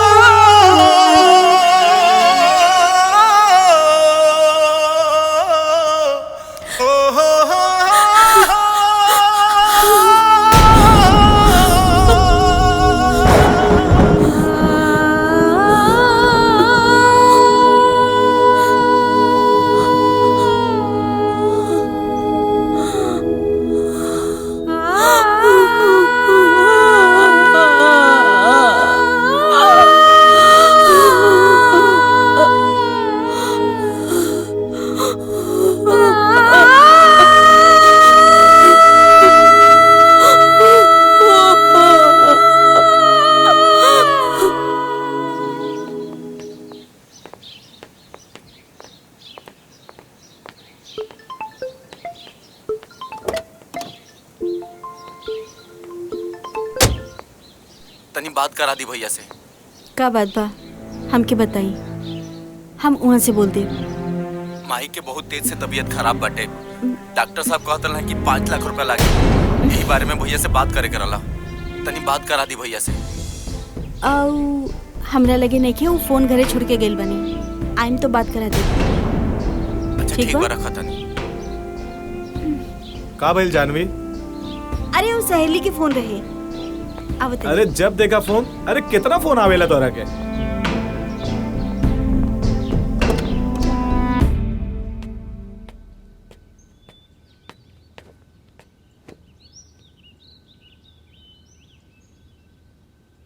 पार्वती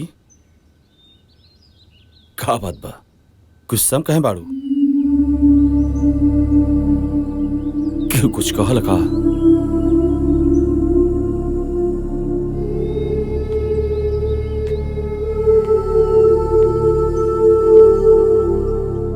पार्वती आज फिर घर वाला लोग कुछ कहल का?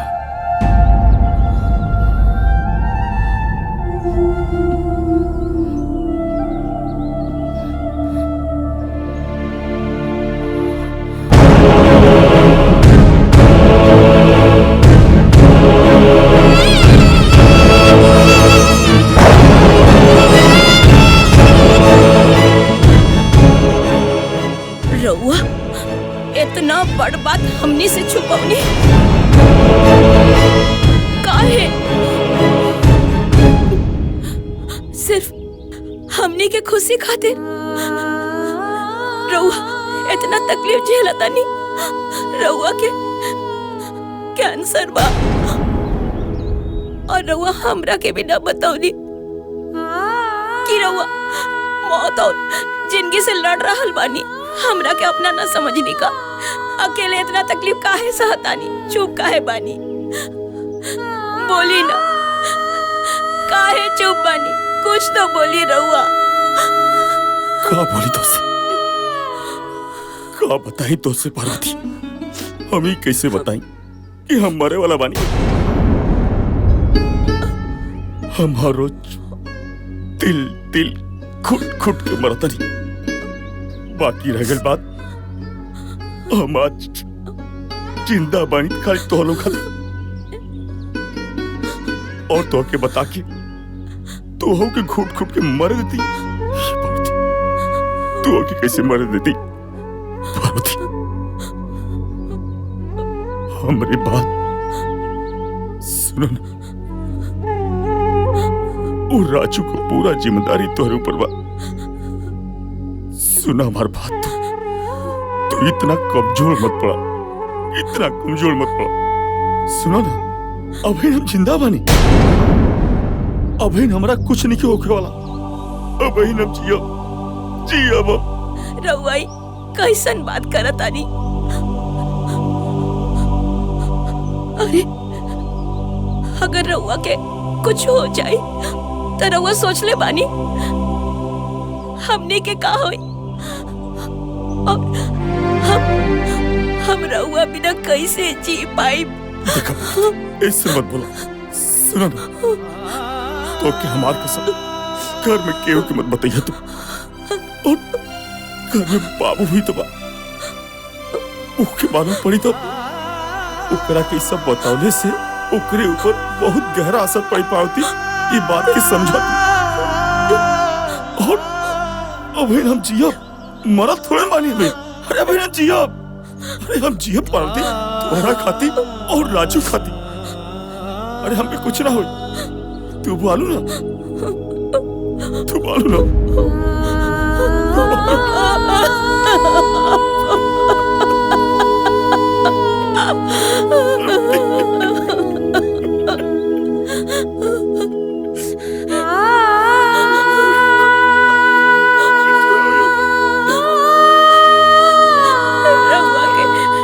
कुछ ना होए।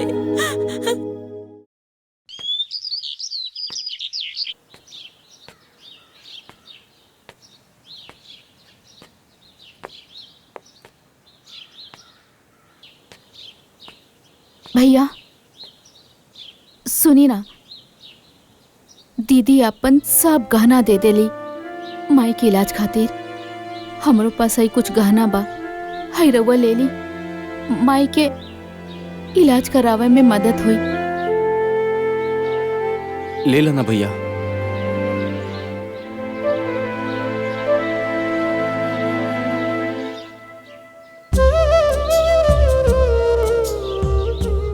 भैया अब आगे कैसे का हुए?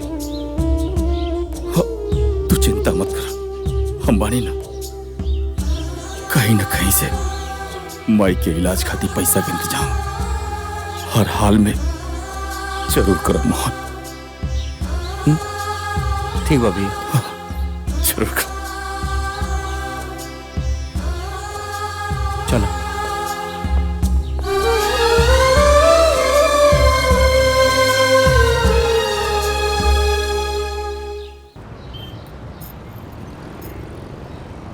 दो लाख रुपया से ज्यादा के माल नहीं है। 2 लाख रुपया? 2 लाख तो बहुत कम बा। ठीक बाटे।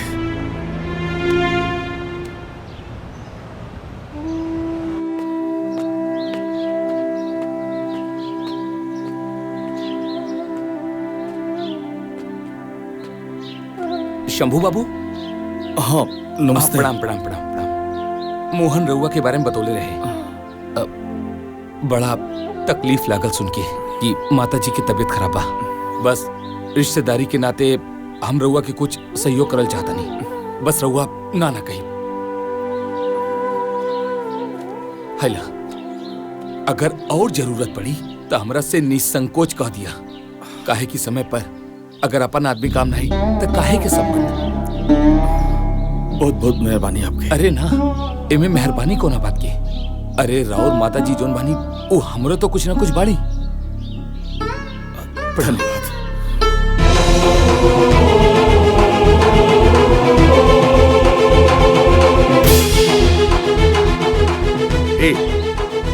माई बीमार दिया तू चले इलाज के लिए पैसा खर्चा करे के पड़ी। अरे आज तारा ई हरकत पर हमरा खुदे लाज लागता।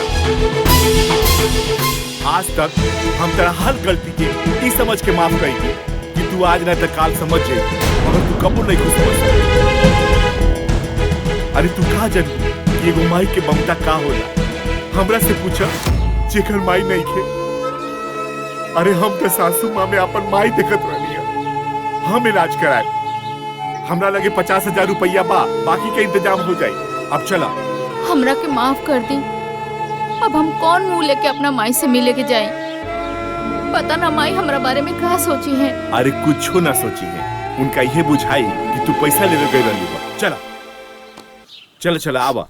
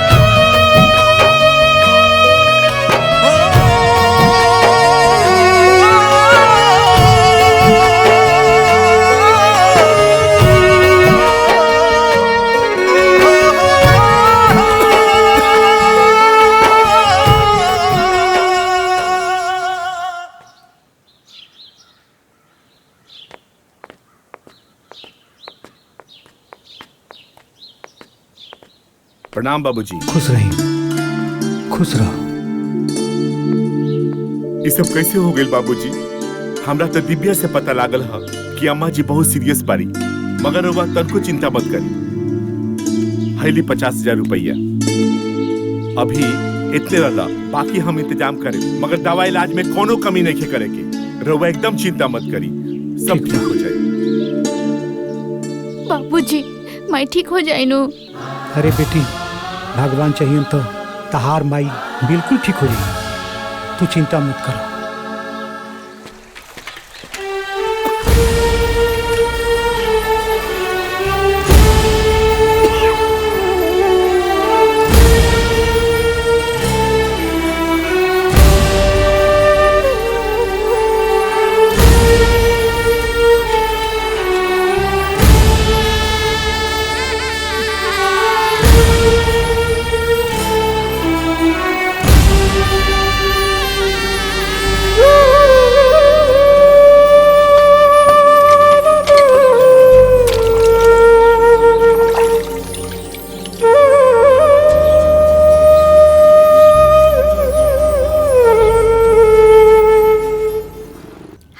हेलो जानवी, कैसन बाड़ू? ठीक बानी। अच्छा, इतना दिन के बाद तो क्या हमारी याद आइल ह? यार इतना दिन के बाद हमनी के जिंदगी में सुकून आइल बा।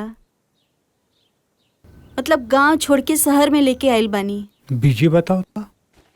इतना परेशान कर देले बा लोग पैसा खातिर कि का बताई। केकरा से बात होता हो?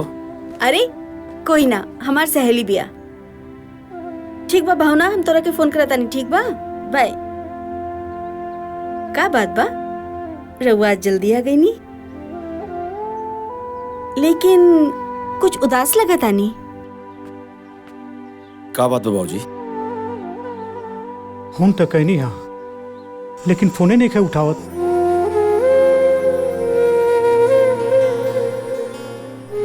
रउआ चिंता मत करिए बाबूजी, कहीं व्यस्त होइयो, खुदे फोन करियो।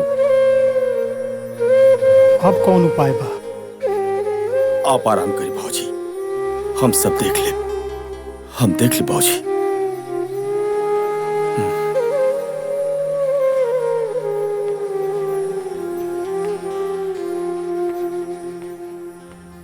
पता नहीं क्या है, आज माई बाबू का बहुत याद आवता हमारा के। एगो काम करा, तैयारी करा, हमरा के भैया भाभी से और सबसे मिले के बाद आज सबके हो के याद आवता। ए जी, एगो बात कही। उ दिन दीदी खातिर साड़ी ना ले रानी, उ लेके चली का? दीदी के बहुत अच्छा लगी। का बात बा? आजकल फैमिली के बारे में बड़ा सोचता रो। ए जी, हम कबो न चाहत रानी कि हमार फैमिली से कोनो दुश्मनी रहे। बस हम तो ई चाहत रानी राउर 2 पैसा बचे, और हम का दुनिया की केहू भी पत्नी ये चाहे कि ओकर पति के 2 पैसा बचे। कितना समझदार हो गई बाड़ी हमार मेहरारू। चली खाना खा ली।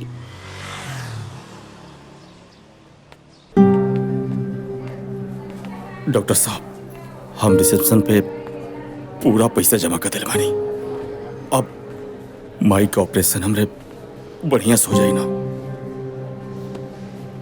हम अपना तरफ से पूरा कोशिश करें, बाकी भगवान के मर्जी। भरोसा रखो, सब ठीक हो जाई। तू ठीक बाड़ा ना? हाँ ठीक बनी। अपन ख्याल रखिए।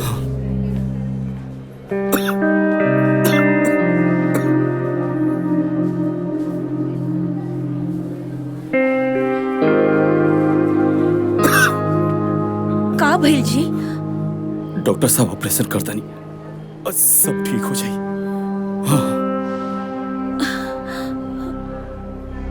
तार माई ठीक बड़ी ना बेटा? डॉक्टर साहब को इतना ऑपरेशन सक्सेसफुल हुई। आप बैठी भाजी।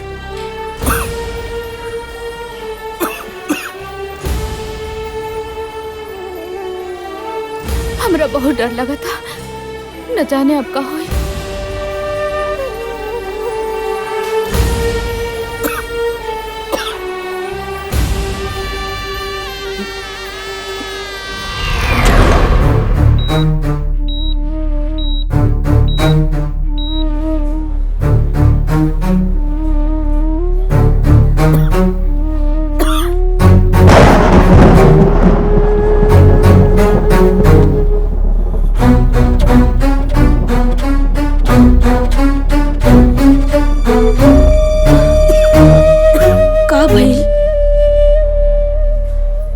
कुछ ना, अब ठीक बनी, अब ठीक बनी।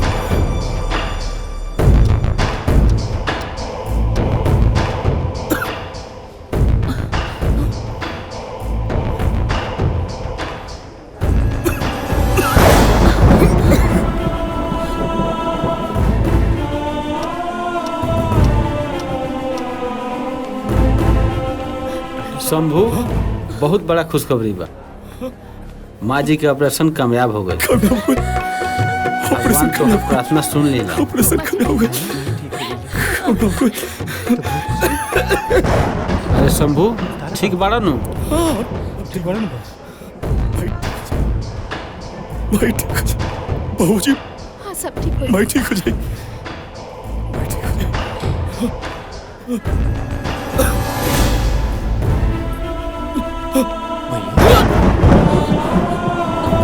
अरे शंभू, अब बहू काहे भागो?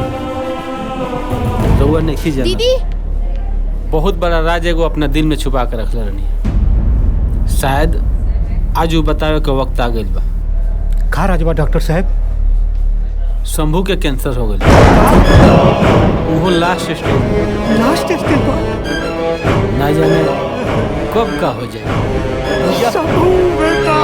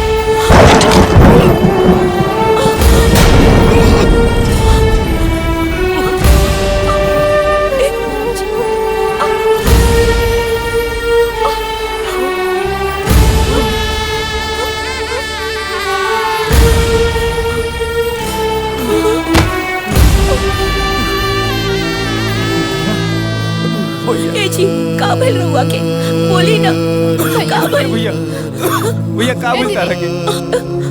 भैया के का हो गई? का भइल दीदी?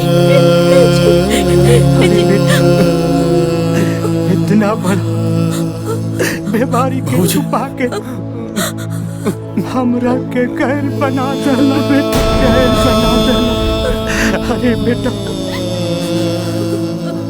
तू हमरा से बतौले रहता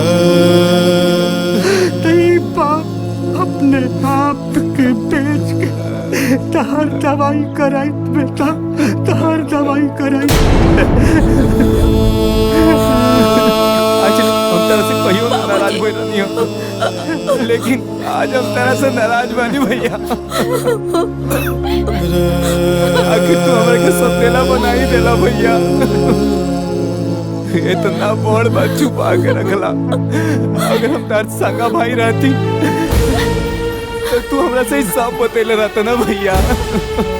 आखिर तू ऐसा काहे कइला?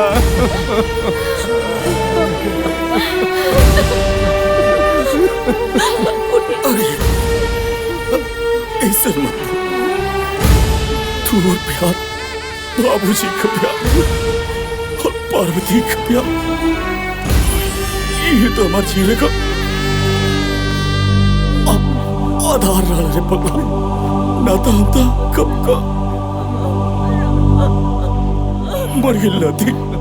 लगा था कि हमारे तो साथ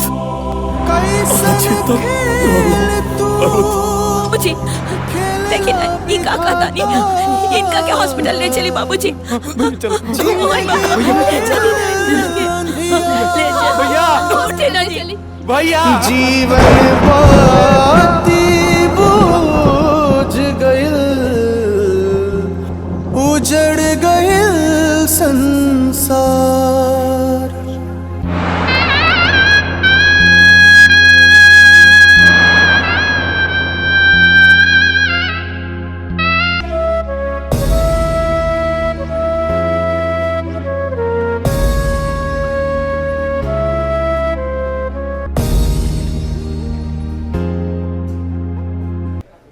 माँ जी आराम करी रहुआ, रहुआ उठी मत। डॉक्टर साहब हम ठीक हो जाए नो। हाँ माँ जी रहुआ बिल्कुल ठीक हो जाए। राउर ऑपरेशन सही सलामत हो गइल बा। ई सब रहुआ बेटा के प्रयास के वजह से संभव भइला। हम जानत नहीं कि हमार मझिला बेटा हमरा के ना छोड़ी। हमार मझिला बेटा नु ऑपरेशन करौले है। कहाँ बा हमार डॉक्टर साहब? हमार मझिला बेटा कहाँ? माँ जी अभी भी रहुआ आँख से पर्दा ना हट। राउर मझिला बेटा ऑपरेशन तो दूर रहुआ के देखे तक ना आइल। का रहुआ तो जिंदगी में कोनो अच्छा कर्म कैले होखे कि बड़का बेटा जैसन औलाद पैदा। अरे राउर बड़का बेटा राउर जान बचावे खातिर आपन जान देता।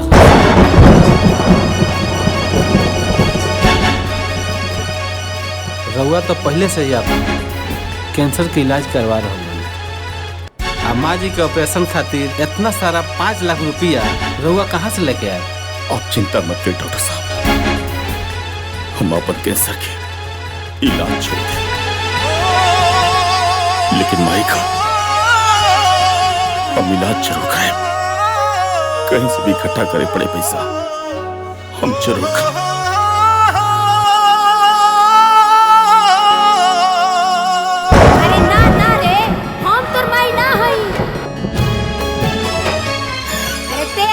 से पैदा ना हो सकेली। तोरा जैसन औलाद हमरा ना चाहिए। आइल जमाना कि दुगो आँखी देखे परिवार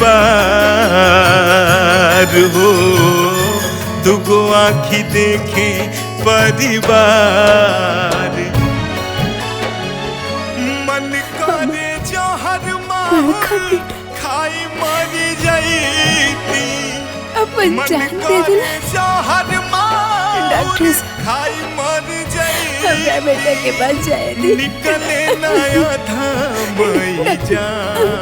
हमरे के जाए दी। माँ जी रहुआ आराम करो, रहुआ उठी मत। कितना भागन बानी। खेला बिहान।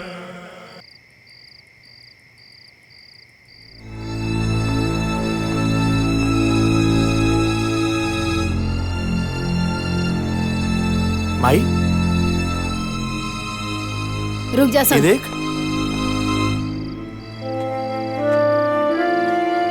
का भइल माई?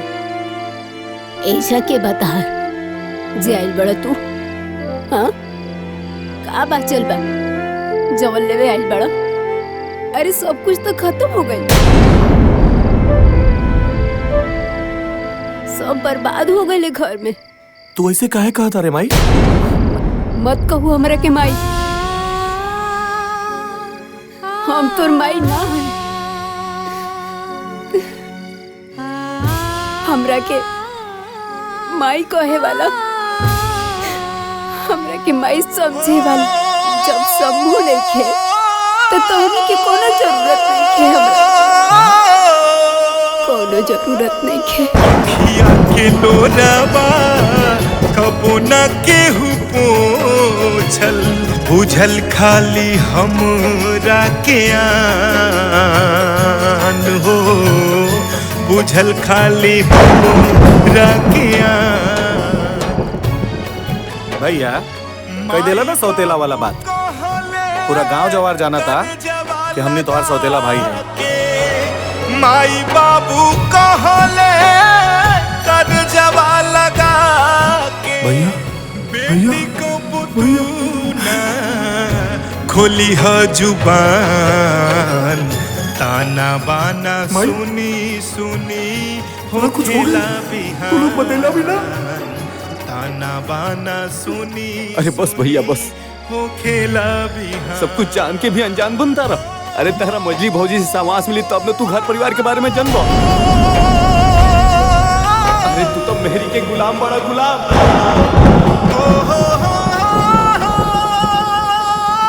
तोरा मेहरारू के लगे इतना बार फोन कैनी, लेकिन तोर मेहरारू ना उठौलस। हाँ भैया, हमनी के तरह से बहुत बात करके कोशिश करी, बहुत फोन लगौनी, मगर ये मजली भौजी तरह से बातें ना करे दी। हमरा के सब समझ में आ गई। अरे हम तो वो अभागा बानी कि जे अपने भाई के प्यार भी ना समझ पाईनी। ए जी केहू भी पत्नी बस इहे चाहेली कि ओकर पति के कुछ पैसा बचे। अरे तोरा के पैसा चाहिए ना रे, ये ले पैसा।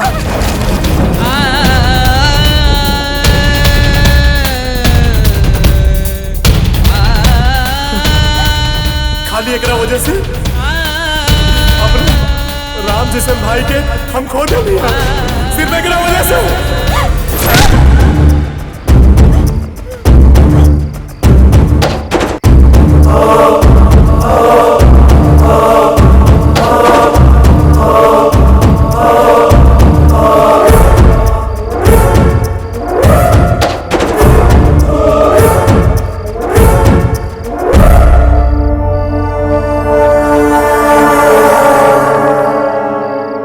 करतानी बबुआ।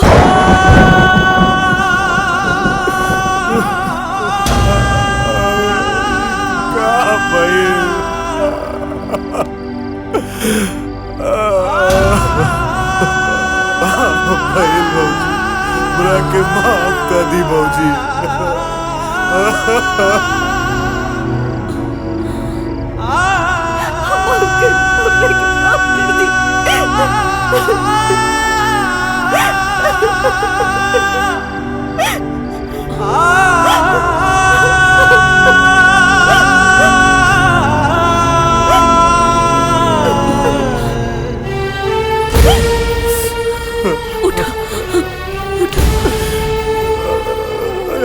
से क्या हो दीदी, हमारे एक छोट गलती की वजह से एक पूरा परिवार में खल गया।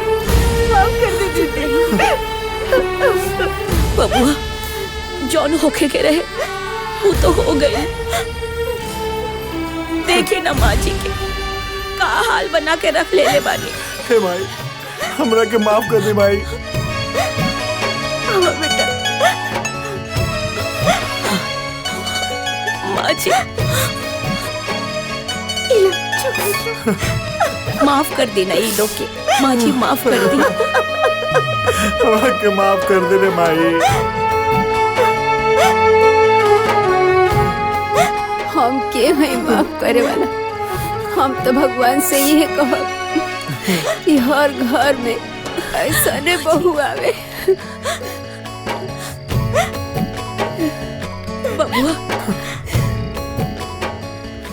तुम्हार भैया हमेशा चाहत रहल कि ये परिवार हमेशा सुखी रहे और ये जहाँ भी हुई है बहुत खुश हुई है।